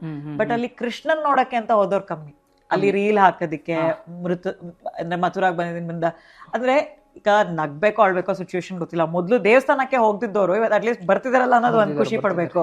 ಬಂದಾದ್ಮೇಲೆ ಅವ್ರಿಗೆ ಏನ್ ಮಾಡ್ಬೇಕು ಪಾಪ ಅವ್ರಿಗೂ ಗೊತ್ತಾಗ್ತಾ ಇಲ್ಲ. ಎನಿವೆ, ಬಟ್ ನಿಮ್ಮಲ್ಲಿ ಯಾರು ಆತರ ಫ್ರೆಂಡ್ಸ್ ಇದಾರ ಹೂ ಗಾಟ್ ಇನ್ ಟು ಅದರ ಅಡಿಕ್ಷನ್, ಡ್ರಗ್ ಇರ್ಬೋದು ಅಥವಾ ಸಾಲ ಕೇಳ್ದಿರೋದು, ಏನ್ ನಡೀತಾ ಇದೆ ಸ್ಟೂಡೆಂಟ್ಸ್ ಗಳ ಮಧ್ಯ? ಬಿಕಾಸ್ ನಾ ತುಂಬಾ ಕಡೆ ಕೇಳ್ಪಟ್ಟಿದೀನಿ, ಅವ್ರ ಹತ್ರ 100 ರೂಪಾಯಿ ಇರಲ್ಲ, ಬಟ್ ಅವ್ರಿಗೆ 500 ರೂಪಾಯಿ ಲೈಫ್ ಸ್ಟೈಲ್ ಬೇಕು. ಆ ಶಾರ್ಟೇಜ್ ನ ಎಲ್ಲೋ ಒಂದ್ ಕಡೆ ಇವತ್ತು 100 ರೂಪಾಯಿ ಇಸ್ಕೊಂತಾರೆ, 100 ರೂಪಾಯಿ 1000 ರೂಪಾಯಿ ಆಗ್ತದೆ. ನೀವೇನಾದ್ರು ನೋಡಿದೀರಾ ನಿಮ್ಮಲ್ಲಿ ನಿಮ್ ಸರ್ಕಲ್ ಅಲ್ಲಿ? ನೋಡಿದೀನಿ. ಏನ್ ನಡೀತಾ ಇದೆ? ನೀವು ಹೇಳಿದ್ 2 ಟೈಪು ನೋಡಿದೀನಿ. ಒಂದು 10 ರೂಪಾಯಿ ಕೊಡಿ 100 ರೂಪಾಯಿ ಮಾಡ್ಕೊಡ್ತೀನಿ, 100 ರೂಪಾಯಿ ಹಾಕಿ 500 ರೂಪಾಯಿ ಆಗತ್ತೆ, ಆ ಥರದವ್ರನ್ನ ನೋಡಿದ್ದೀನಿ. ಆಮೇಲೆ ಇನ್ನೊಂದೇನು ಕೇಳಿ, ಸಾಲದ್ದು ಬೆಟ್ಟಿಂಗು ಈ ಥರ ಅಥವಾ ಅಡಿಕ್ಷನ್ಸ್, ಯಾವುದೇ ಥರ ಅಡಿಕ್ಷನ್ಸ್ ಆಗಿರ್ಬೋದು, ಎಲ್ಲ ಥರ ಅಡಿಕ್ಷನ್ಸ್ ಮಾಡ್ತಾರೆ. ಏನಂದರೆ ಎಲ್ಲರಿಗೂ ಈ ಏನು ಶಾರ್ಟ್ ಟೈಮಲ್ಲಿ ಆ ಒಂದು ಕಿಕ್ ಬೇಕು, ಲೈಫ್ ಬೇಕು, ಅಥವಾ ಜಾಸ್ತಿ ದುಡ್ಡು ಮಾಡಬೇಕು. ಅಂದರೆ ಆ್ಯಕ್ಚುಲಿ ಹೇಳ್ಬೇಕಂದ್ರೆ ದುಡ್ಡು ಮಾಡ್ಬೇಕಂದ್ರೆ ತುಂಬಾ ಟೈಮು ಮತ್ತು ತುಂಬಾ ಎನರ್ಜಿ ಹಾಕಬೇಕು ಅಲ್ವಾ? ಸೊ ಇಮಿಡಿಯೇಟ್ ಈ ಶಾರ್ಟ್ ಅವ್ರು ಅರ್ಥ ಮಾಡ್ಕೊಬೇಕು. ತುಂಬ ಇಮಿಡಿಯೇಟಾಗಿ ದುಡ್ಡು ಕೊಡ್ತವ್ರೆ, ಯಾರು ಸುಮ್ಮನೆ ಯಾರು ಕೊಡ್ತಾರೆ? 10 ರೂಪಾಯಿ ಹಾಕಿದ ತಕ್ಷಣ 20 ರೂಪಾಯಿ ಹಿಂಗೆ ಡಬಲ್ ಆಗುತ್ತೆ. ಏನು ಮಿಷಿನ್ ಇಟ್ಟಿದ್ದಾರಾ? ಇಲ್ಲ, ಅದೆಲ್ಲ ಸುಮ್ಮನೆ ಜಸ್ಟ್ ಚೀಟ್ ಮಾಡೋದಕ್ಕಷ್ಟೇ. ಸೊ ಹುಡುಗರು ಆಲ್ಮೋಸ್ಟ್ ಎಷ್ಟೊಂದು ಜನ ಗೊತ್ತಿದ್ರು ಕಾನ್ಷಿಯಸ್ನೆಸ್ ಇಲ್ಲದೆ ಮತ್ತೆ ಟ್ರೈ ಮಾಡಕ್ಕೆ ಹೋಗ್ತಾರೆ. ಅಂಡ್ ಅವರು ಇನ್ನು ಕೆಲ್ಸಕ್ಕೆ ಸೇರ್ಕೊಳಕ್ ಮುಂಚೆ ಲಕ್ಷಾಂತರ ರೂಪಾಯಿ ಸಾಲ ತಲೆ ಮೇಲೆ ಹೇಳ್ಕೊಂಡಿರ್ತಾರೆ. ನಾನು ಎಷ್ಟೊಂದು ಈ IPL ಟೈಮಲ್ಲೆಲ್ಲ ಸೂಸೈಡ್ ಕೇಸಸ್ ಎಲ್ಲ ಬರುತ್ತಲ್ಲ, ಬೆಟ್ಟಿಂಗಿಗೆಲ್ಲ ಇಳಿದು ಲಕ್ಷಾಂತರ ರೂಪಾಯಿ ಬೆಟ್ಟಿಂಗ್ ಅಲ್ಲಿ ಸೋತು ನಾನೇ ನೋಡಿದ್ದೀನಿ ತುಂಬ ಹತ್ರದಿಂದ. ಈ ಒಂದು ಸಿಚುವೇಶನ್ ನೀವು ಹೇಳ್ತಾರ ಸಿಚುವೇಶನ್ ತುಂಬಾ ಕ್ಲೋಸ್ ಇರೋರು ಯಾರೋ ಒಬ್ರಿಗೆ ಆಗಿದೆ, ಬಟ್ ಅವ್ರ ಹೆಸರೆಲ್ಲ ತಗೊಳಕ್ ಬೇಡ ಅವ್ರಿಗಾಗಿದೆ. ಅಂದರೆ ಅವ್ರು ಹೆಂಗೆ ಅಂದರೆ ತುಂಬ ರಾಂಗಾಗಿ ರಿಯಾಕ್ಟ್ ಮಾಡ್ತಿದ್ರು. ಸೊ ಈ ಥರ ದುಡ್ಡು ಕಾಸಿನ ವಿಚಾರ ಬಂದಾಗ ತುಂಬ ರಾಂಗಾಗಿ ರಿಯಾಕ್ಟ್ ಮಾಡ್ತಿದ್ರಂತೆ ಅವ್ರ ಮನೆಗಳಲ್ಲಿ. ಆಮೇಲೆ ಏನು ಮಾಡಿದ್ರು, ಸ್ವಲ್ಪ ಬುದ್ಧಿವಾದ ಹೇಳಿ ಅವ್ರ ಕೈಲಿ ಬುದ್ಧಿವಾದ ಹೇಳಿಸ್ಬಿಟ್ಟು ಅವ್ರನ್ನ ಸಪ್ರೇಟಾಗಿ ಒಂದು ಕಡೆ ಇರಿಸಿದ್ದಾರೆ PG ಅಲ್ಲಿ. ಸೊ ನೀನು ವರ್ಕ್ ಮಾಡಿ ದುಡ್ಕೋ, ಗೊತ್ತಾಗತ್ತೆ ಕಷ್ಟ ಏನು ಅಂತ. ಸೊ ಆಗ ಅರ್ಥಕೊಂಡಿದ್ದಾರೆ. ಬಟ್ ಯಾರೇ ಆಗಲಿ ಆ ಥರ ಫೂಲ್ ಆಗಕ್ಕೆ ಹೋಗ್ಬೇಡಿ, ಸ್ವಲ್ಪ ಯೋಚನೆ ಮಾಡಿ. ಯಾರು ಫ್ರೀಯಾಗಿ ಯಾರು ಕೊಡಲ್ಲ. ಅಂಡ್ ಈ ಎಲ್ಲಾನು ಈಗ ಬೆಟ್ಟಿಂಗ್ ಆಗಿರ್ಬೋದು, ಸಾಲ ಆಗಿರ್ಬೋದು, ಯಾವತ್ತೋ ಒಂದ್ ಕಡೆ ಹೋಗುತ್ತೆ, ಅದೇನು ಶಾಶ್ವತವಾಗಿ ಇರೋದು ಅಲ್ಲ. ಇವಾಗ ಅದೇ ಸಾಲ ಏನ್ ಮಾಡ್ತಾರೆ ಅಂದ್ರೆ, ಇಲ್ಲಿ ಇವಾಗ ಫಾರ್ ಎಕ್ಸಾಂಪಲ್ ಸುಮ್ಮನೆ ಹಂಗೆ ಗರ್ಲ್ ಫ್ರೆಂಡ್ ಬಾಯ್ ಫ್ರೆಂಡ್ ಮಾಡ್ಕೊಂಡಿರ್ತಾರೆ, ಅಲ್ಲೇನ್ ರೂಲ್ಸ್ ಇರಲ್ಲ. ನೀವು ಅವ್ರನ್ನ ಕಾಫಿ ಕರ್ಕೊಂಡು ಹೋಗ್ಬೇಕು, ಅವ್ರನ್ನ ಸಿನಿಮಾ ಕರ್ಕೊಂಡು ಹೋಗ್ಬೇಕು, ನಿಮಗೆ ಒಟ್ನಲ್ಲಿ ಆ ಹುಡುಗಿ ಮುಂದೆ ಹೀರೋ ಆಗ್ಬೇಕೀಗ. ಅದಕ್ಕೋಸ್ಕರ ನೀವು ಸಾಲಾಗಿಲ್ಲ ಮಾಡೋದು. ಎಷ್ಟು ಕೆಟ್ಟ ಸರ್ಕಲ್ ಒಳಗೆ ಸಿಕ್ಕಾಕೊಂಡ್ಬಿಡ್ತಾರೆ ಅಂದ್ರೆ, 18-19 ವರ್ಷಕ್ಕೆ ನೀವು ಇದೆಲ್ಲ ಟ್ರಾಫಿಕ್ ಸಿಕ್ಕಾಕೊಂಡ್ರೆ ಮುಂದೆ ಲೈಫಲ್ಲಿ ಅವ್ರಿಗೆ ಅರ್ಥನೇ ಆಗಲ್ವಾ? ಮುಂದೇನು ಒಂದು ಲೈಫ್ ಇದೆ, ಒಂದು ಒಳ್ಳೆ ರೀತಿಲಿ ಕೆಲಸ ಮಾಡಬೇಕು. ಅದೇನದು ಇನ್ಸ್ಟೆಂಟ್ ಗ್ರಾಟಿಫಿಕೇಶನ್ ಸಡನ್ ಆಗಿ? ರಿಲೇಶನ್ಶಿಪ್ ಬಗ್ಗೆ ಕೇಳ್ತಿದ್ದೀರಾ? ರಿಲೇಶನ್ಶಿಪ್ ಎಲ್ಲ ಸೇಮ್ ಮೈಂಡ್ ಸೆಟ್ ಬಗ್ಗೆ. ಈ ರಿಲೇಶನ್ಶಿಪ್ಪು ಹೆಂಗೆ ಅಂದರೆ, ಕೆಲವೊಬ್ರದ್ದು ವರ್ಕೌಟ್ ಆಗೈತೆ, ಕೆಲವೊಬ್ರದ್ದು ವರ್ಕೌಟ್ ಆಗಿಲ್ಲ. ಈ ವರ್ಕೌಟ್ ಆಗಿರೋರ್ದು ನೋಡಿದಾಗ ಅಟ್ಲೀಸ್ಟ್ ಅನ್ಸುತ್ತೆ, ನಮ್ಗೊಂದು ಹುಡುಗಿ ಇರಬೇಕು, ನಾವು ಈ ಥರ ಚೆನ್ನಾಗಿರ್ಬೋದು ಅಂತ ಅನ್ಸುತ್ತೆ. ಕೆಲವೊಂದು ಸಿಚುವೇಶನಲ್ಲಿ ಜಗಳ ಆಡ್ತಾ ಇರೋ ಸಿಚುವೇಶನ್ ನೋಡಿದೆ, ಇತ್ತು ನಮ್ಮ ಹುಡುಗಿರು ಇಲ್ಲದೆ ಇರೋದೇ ಬೆಸ್ಟಪ್ಪ ಅಂತಾರೆ. ಆ್ಯಕ್ಚುಲಿ ಅಲ್ಲಿ ಹುಡುಗರ್ದು ಅಥವಾ ಹುಡುಗಿರ್ದು ಏನು ತಪ್ಪಿರಲ್ಲ, ಸಿಚುವೇಶನ್ಸ್ ವಯಸ್ಸು ಅಥವಾ ಸಿಚುವೇಶನ್ ಹಂಗೆ ಮಾಡಿರುತ್ತೆ. ತುಂಬ ಜನ ಮೆಚ್ಯೂರ್ಡ್ ಕಪಲ್ಸು ಇದ್ದಾರೆ. ಸೊ ಯಾವುದು ಸೀರಿಯಸ್ ಆಗಿ ಹಿಂಗೆ ಇರ್ಬೇಕು, ನೀನು ಹಿಂಗೆ ಮಾಡ್ಬೇಕಂತ ರಿಸ್ಟ್ರಿಕ್ಷನ್ ಎಲ್ಲ ಮಾಡಲ್ಲ. ಯಾಕೆ ಹುಡುಗರು ಒಂದೊಂದ್ಸರಿ ನಾನು ನೋಡಿದೀನಿ ತುಂಬಾ ಕಡೆ, ಅಟ್ಲೀಸ್ಟ್ ಹುಡುಗರಂತೂ ಗ್ಯಾರಂಟಿ ಕಂಡೀಷನ್ ಹಾಕ್ತಾರೆ, ಬಟ್ಟೆ ಹಿಂಗೆ ಹಾಕೊಳಂಗಿಲ್ಲ, ಕೂದ್ಲಿಂಗ್ ಬಿಡಂಗಿಲ್ಲ, ಇನ್ನೊಬ್ರು ಮುಂದೆ ನಗಂಗಿಲ್ಲ, ಆತರ ಇದಾರ? ಇನ್ನು ನಿಮ್ಮ ಏಜಲ್ಲಿ ಮಕ್ಕಳು ಅಂದ್ರೆ ಕಾಲೇಜ್ ಸ್ಟೂಡೆಂಟ್ಸ್ ಅಥವಾ ಸ್ವಲ್ಪ ಮೆಚೂರ್ ಇದ್ದಾರೆ. ಅಂದ್ರೆ ಏನಕ್ಕೆ ಆ ಥರ ಆಗುತ್ತೆ ಅಂದ್ರೆ, ಈಗ ಜೊತೆಗಿರೋ ಸರ್ಕಲ್ನೇ ನೋಡಿರ್ತೀವಿ. ಲೈಕ್ ಫ್ರೆಂಡ್ಸ್ ಇದ್ದಾಗ ಕೂತ್ಕೊಂಡು ನೋಡುವಾಗ ಯಾವುದೋ ಒಂದು ಪೋಸ್ಟ್ ನೋಡ್ತಾ ಇರುವಾಗ, ನೋಡ್ ಮಗ ಹಿಂಗೆ ಅವಳು ಹುಡುಗಿ ಆ ಥರ ಮಾತು ಬರುತ್ತೆ. ಅಥವಾ ಹಿಂಗೆ ನಡ್ಕೊಂಡು ಹೋಗಿದ್ರೆ ಒಂದು ಕಮೆಂಟ್ ಅಟ್ಲೀಸ್ಟ್ ಪಾಸ್ ಮಾಡಿರ್ತಾರೆ, ಏನು ನೋಡಿ ಈ ಥರ ಡ್ರೆಸ್ಸು, ಆ ಥರ ಎಲ್ಲ ಕಮೆಂಟ್ಸ್ ಬಂದಿರ್ತವೆ. ಸೊ ಅದನ್ನ ನೋಡ್ಬಿಟ್ಟು ಇವ್ರು ಎಫೆಕ್ಟ್ ಆಗಿರ್ತಾರೆ ಎಲ್ಲೋ. ನಮ್ಮ ಹುಡುಗಿಗೂ ಈ ಥರ ಯಾರು ಆ ಥರ ಮಾಡಿಬಿಟ್ರೆ, ಆ ಥರ ಕಮೆಂಟ್ಸ್ ಮಾಡಿಬಿಟ್ರೆ, ಸೊ ಅವರು ಇಲ್ಲದೆ ಇರುವಾಗ ಆ ಥರ ಆದರೆ ಅದು ಅವ್ರಿಗೆ ಗೊತ್ತಾಗಲ್ಲ. ಅವ್ರ ಎದುರುಗಡೆ ಇದ್ದಾಗ ಅದು ತಡ್ಕೊಳಕ್ಕೆ, ಅದನ್ನ ಅಕ್ಸೆಪ್ಟ್ ಮಾಡ್ಕೊಳಕ್ಕಾಗಲ್ಲ. ಸೊ ಆ ಥರ ಒಂದು ಸಿಚುವೇಶನ್ ಕ್ರಿಯೇಟ್ ಆಗಬಾರ್ದು, ಎಲ್ಲ ಒಂದು ಸೇಫ್ ಆಗಿರಲಿ ಅನ್ನೋದಕ್ಕೋಸ್ಕರ ಮಾಡ್ತಾರೆ. ಬಟ್ ಕೆಲವೊಬ್ರು ಅನ್ಕೋತಾರೆ, ಏನು ಇವನು ಯಾವಾಗಲೂ ರಿಸ್ಟ್ರಿಕ್ಷನ್ ಮಾಡ್ತಾನೆ ಆ ಥರ ಎಲ್ಲ ಅನ್ಕೋ. ಬಟ್ ಇವಾಗ ಅಕಸ್ಮಾತ್ ಹುಡುಗಿ is okay, she doesn't care, ಅವಳ ಬಗ್ಗೆ ಏನೇ ಕಮೆಂಟ್ ಮಾಡಿದ್ರು ಅಂದ್ರೆ, ಹುಡುಗರು ಏನಕ್ಕೆ ಸಡನ್ ಆಗಿ ಆ ಪ್ರೊಟೆಕ್ಟಿವ್ ಸ್ಪೇಸ್ಗೆ ಹೋಗ್ತಾರೆ? ನಿಮ್ಗೆ ಏನ್ ಅನ್ಸುತ್ತೆ? ಹುಡುಗಿರು ಅವ್ರನ್ನ ಹ್ಯಾಂಡಲ್ ಮಾಡ್ಕೊಳಕ್ಕಾಗಲ್ಲ ಅಂತನಾ? ಅದೇ ಹೇಳಿದ್ನಲ್ಲ, ಅವ್ರನ್ನ ಹ್ಯಾಂಡಲ್ ಮಾಡ್ಕೊಳಕ್ಕಾಗಲ್ಲ ಅಂತ ಅಲ್ಲ, ಬಟ್ ಎಲ್ಲೂ ಯಾವ ಸಿಚುವೇಶನಲ್ಲೂ ತಪ್ಪಾಗಬಾರ್ದು. ಕೆಲವೊಂದು ಏನಾಗುತ್ತೆ ಅಂದರೆ, ಇವಾಗ ನಾವು ಈ ಥರ ಅಂದ್ಕೊಂಡಿರ್ತೀವಿ, ಇವ್ರು ಇಷ್ಟು ಇವ್ರದ್ದೊಂದು ಲೆವೆಲ್ ಅಂತ ಇರುತ್ತೆ, ಒಂದು 10% ಅಂತ ಇರುತ್ತೆ. ಸೊ ಆ 10% ಯಾವಾಗಲೂ 10% ಇದ್ದಾಗಲೇ ಚಂದ. ಅದು 9ಗೆ ಹೋದ್ರೂ ಒಂದು ಪಕ್ಷ ಅಕ್ಸೆಪ್ಟ್ ಮಾಡ್ಬೋದು, 8ಗೆ ಹೋದ್ರೂ ಅಕ್ಸೆಪ್ಟ್ ಮಾಡ್ಬೋದು. ಅದು 5ಗೆ ಬಂದರೆ ಅದನ್ನು ಅಕ್ಸೆಪ್ಟ್ ಮಾಡ್ಕೊಳಕ್ಕಾಗಲ್ಲ ಹುಡುಗರು. ಸೊ ಅವ್ರದ್ದೊಂದು ಏನಿರುತ್ತೆ, ಅವ್ರದ್ದೊಂದು ಕಮಿಟ್ಮೆಂಟ್ ಎಲ್ಲ ಮಾಡ್ಕೊಂಡಿರ್ತಾರಲ್ವಾ, ನನ್ನ ಹುಡುಗಿಗೆ ಯಾರು ಈ ಥರ ಅನ್ಬಾರ್ದು, ಯಾರು ಈ ಥರ ನೋಡಬಾರ್ದು, ಕೆಟ್ಟ ದೃಷ್ಟಿಯಲ್ಲಿ ಮಾಡಬಾರ್ದು, ಅದೆಲ್ಲ ಇರುತ್ತೆ ಅವ್ರಿಗೆ. ಯಾರು ಒಂದು ಕೆಟ್ಟ ದೃಷ್ಟಿಯಲ್ಲಿ ನೋಡಿದ್ರೆ ಬಿಡು ಅವ್ನು ನೋಡ್ಕೊಂಡ ಹೋದ್ರೆ ಹೋಗ್ಲಿ ಬಿಡು, ನನಗೆ ಗೊತ್ತು ನನ್ನ ಹುಡುಗಿ ಏನು ಅಂತ, ಆ ಥರ ಒಂದು ಥಾಟ್ ಇರುತ್ತೆ. ಮಾತಾಡಿದಾಗಲೂ ಅಷ್ಟೇ, ಇವ್ನು ಯಾರು ಮಾತಾಡೋಕ್ಕೆ ಅನ್ನೋದು ಒಂದಿರುತ್ತೆ. ಕೆಲವೊಬ್ರು ಜಡ್ಜ್ಮೆಂಟಲ್ ಸ್ಟೇಜ್ ಹೋಗಿ ಜಡ್ಜ್ ಮಾಡಿದ ತಕ್ಷಣ ಅಚ್ಚೆ ಈ ಥರ ಆಗೋಯ್ತು, ಹೌದು, ಅವಾಗ ಪ್ರೊಟೆಕ್ಟಿವ್ ಅದೊಂದು ಒಳಗಡೆ ಕುತ್ಕೊಂಡ್ಬಿಡುತ್ತೆ. ಅದು ಯಾವುದೇ ಕಾರಣಕ್ಕೂ ಹೋಗಲ್ಲ. ಅದು ನೀವಿದ್ರ ರಿಲೇಶನ್ಶಿಪ್ ಅಲ್ಲಿ ಅಮ್ಮ ತೋರಿಸಿದ ಹುಡುಗಿನ ಮದುವೆ ಆಗ್ತೀರಾ? ನೋಡೋಣ ಹೆಂಗಾಯ್ತು. ಅಂದರೆ ಇಷ್ಟ, ಬಟ್ ಯಾರೂ ಸಿಕ್ಕಿಲ್ಲ ಅಷ್ಟೆ. ಏನಕ್ಕೆ ಸಿಕ್ಕಿಲ್ಲ? ಓಕೆ, ಸಿಗ್ತಾರೆ ಬಿಡಿ. ಪಾಡ್ಕಾಸ್ಟ್ ಕಳಿಸಿ ಎಲ್ರಿಗೂ. ಎಷ್ಟು ಒಳ್ಳೆ ಹುಡುಗ, ನಾನು ದೇವಸ್ಥಾನಕ್ಕೆ ಹೋಗ್ತೀನಿ, ಪಾರ್ಟಿಗೆ ಹೋಗಲ್ಲ, ಒಳ್ಳೆ ಹುಡುಗ, ಕೆಟ್ಟದಾರಿ ಕೆಲಸ. ನನ್ಗೆ ಗೊತ್ತಿರಂಗೆ ಹುಡುಗಿರಿಗೆಲ್ಲ ದೇವಸ್ಥಾನಕ್ಕೆ ಹೋಗೋನು. ಹೌದಾ? ಹಂಗೆಲ್ಲ ಏನಿಲ್ಲ. ಮತ್ತೆ ಏನ್ ಬೇಕು ನಿಮ್ ಪ್ರಕಾರ? ಇಲ್ಲ, ಯಾರನ್ನು ಜಡ್ಜ್ ಮಾಡೋಕ್ಕಾಗಲ್ಲ ಹುಡುಗಿನ. ಎಲ್ಲ type. That's a very good answer. ನಾನು ಅನ್ಕೊಂಡೆ ನೀವ್ ಏನೋ ಹೇಳ್ತೀರಾ ಅಂತ. ಇಲ್ಲ, ಯಾರನ್ನು ಜಡ್ಜ್ ಮಾಡೋಕ್ಕಾಗಲ್ಲ. ಎಲ್ಲ ತೋರಿಸುತ್ತೆ ನೀವು ಯುವರ್ ಅ ಬ್ಯಾಲೆನ್ಸ್ಡ್ ಗೈ ಅಂತ. ಇಲ್ಲ, ನಿಜ ಹೇಳ್ತೀನಿ. ಯಾರನ್ನು ಒಬ್ಬೊಬ್ರು ಒಂದೊಂದು ಥರ ಇರ್ತಾರೆ. ಕೆಲವ್ರಿಗೆ ಟೆಂಪಲ್ಸ್ ಇಷ್ಟ ಆಗುತ್ತೆ, ಕೆಲವೊಬ್ರಿಗೆ ಪಬ್ ಅಂಡ್ ಪಾರ್ಟೀಸ್ ಇಷ್ಟ ಆಗುತ್ತೆ. ಆ ಪಬ್ ಅಂಡ್ ಪಾರ್ಟಿ ಇಷ್ಟ ಆಗಿರೋರಿಗೆ ಕುಡಿಲೇಬೇಕು ಅಂತ ಏನಿರಲ್ಲ, ಜಸ್ಟ್ ಅಲ್ಲಿ ಹೋಗಿ ಎಂಜಾಯ್ ಮಾಡ್ಕೊಂಡ್ಬರ್ತಾರೆ, ವೈಬ್ ನೋಡ್ಕೊಂಡ್ಬರ್ತಾರೆ. ದೇವಸ್ಥಾನ ಮುಗಿಸ್ಕೊಂಡು ಆಚೆ ಕುಡಿತಾರೆ. ಬುಕ್ಕನ್ನ ಕವರಿಂದ ಜಡ್ಜ್ ಮಾಡಕ್ಕಾಗಲ್ಲ. ಸೊ ಯಾರನ್ನು ಜಡ್ಜ್ ಮಾಡಕ್ಕಾಗಲ್ಲ. ಅವ್ರವ್ರ ಪರ್ಸನಾಲಿಟಿ ಅವ್ರವ್ರಿಗೆ ಚೆನ್ನಾಗಿರತ್ತೆ. ಸೊ ನೋಡೋಣ. ನಿಮ್ಗೆ ಏನಾರು ಕೇಳ್ಬೇಕಾ ನಂಗೆ? ನಿಮ್ದು ಯಾವ್ದಾರು ಒಂದು ಡಿಫಿಕಲ್ಟ್ ಸಿಚುವೇಶನ್ ಹ್ಯಾಂಡಲ್ ಮಾಡಿದೀರಾ? ಲೈಕ್ ಈ ತರ ಹುಡುಗಿ ಲೈಕ್ ಈ ತರ ನೀವ್ ಹೇಳಿದ್ರಲ್ವಾ, ಈ ತರ ಏನೋ ಜಡ್ಜ್ ಮಾಡ್ತಾರೆ, ಆ ತರ ನಿಮ್ಗೆ ಯಾರು ಕಮೆಂಟ್ಸ್ ಮಾಡಿರೋದು ಅಥವಾ ಜಡ್ಜ್ ಮಾಡಿರೋದು ಇದೆಯಾ? ಫಸ್ಟ್ ಆಫ್ ಆಲ್ ನಾನು ಯಾವ್ದು ಇಲ್ಲ. ನಮ್ಮ ಮನೇಲಿ ಅದೇ ದೊಡ್ಡ ಕಂಪ್ಲೇಂಟ್, ಮದ್ವೆ ಆಗೋ ಅನ್ನೋದು. ನಾನು ಕೆಲಸ ಮಾಡೋದ್ರಲ್ಲಿ ಎಷ್ಟು ಬಿಸಿ ಆಗಿದ್ದೆ ಅಂದ್ರೆ, ಬಿಕಾಸ್ ನೀವು ಯಾವಾಗ್ಲೂ ಸ್ಟಾರ್ಟ್ಅಪ್, ಆಂಟರ್ಪ್ರಿನರ್ಶಿಪ್, ನಿಮ್ದೇ ಅದೊಂದು ನಿಮಗೆ ಬಿಸ್ನೆಸ್ ಮಾಡಬೇಕು. ಅಂಡ್ ಐ ಹ್ಯಾಡ್ ರೆಸ್ಪಾನ್ಸಿಬಿಲಿಟಿನೂ ಇತ್ತು ನನಗೆ ಮನೆಯಲ್ಲಿ. ಆ ಥರ ಯಾವುದೋ ಸಿಚುಯೇಷನ್ ಬಂದಿಲ್ಲ, ಬಿಕಾಸ್ ನಾನು ತುಂಬ ಡಾಮಿನೇಟಿಂಗ್ ಹುಡುಗಿ, ನಾನೇ ಡಾಮಿನೇಟಿಂಗ್. ಬಟ್ ಒಂದು 2-3 ಕಡೆ ಅದಾಗಿದೆ. ಯಾಕೆ ಅಷ್ಟೊಂದು ಮಾತಾಡ್ತಿದ್ಯಾ, ನೋಡ್ತಾ ಇದ್ದಾರೆ ನೋಡೋರು ನಿನ್ನ. ನನ್ಗನ್ಸೋದು ನಾನಿರೋ ಸಿಚುಯೇಷನ್ನಲ್ಲಿ ಅವ್ರು ಯಾಕೆ ಹಂಗೆ ಹೇಳಿರ್ಬೋದು ಅಂತಂದರೆ, ನಾನು ಸ್ವಲ್ಪ ಪರ್ಸ್ನಾಲಿಟಿನೇ ಹಾಗೆ. ನಂದು ನನ್ನ ಅಟೆನ್ಷನ್ ಬೇಡ ಅಂದ್ರೂ ನನಗೆ ಸಿಕ್ಕತ್ತೆ ಅಟೆನ್ಷನ್. ಅಂದರೆ ನಾನೀಗ ಆ ರೂಮ್ ಒಳಗೆ ಎಂಟರ್ ಆದಾಗ 1-2-3 ಜನ ತಿರುಗಿ ಆ ಥರ ಪರ್ಸ್ನಾಲಿಟಿನೇ ಹಾಗೆ ನಂದು. ಹೌದು. ಸೊ ಅವಾಗ 1-2-3 ಜನ ಆ ಥರ ಹೇಳ್ದವ್ರು ಇದ್ದಾರೆ. ಕಷ್ಟ ಅಂತ ಏನೂ ಇಲ್ಲ. ಬಟ್ ವರ್ಕ್ ಪ್ಲೇಸಲ್ಲಿ ಹುಡುಗಿ ಅಂತ ಹೇಳಿ ಸ್ವಲ್ಪ ಅಡ್ವಾಂಟೇಜ್ ತೊಗೊಳಕ್ಕೆ ನೋಡಿದವ್ರು ಇದ್ದಾರೆ.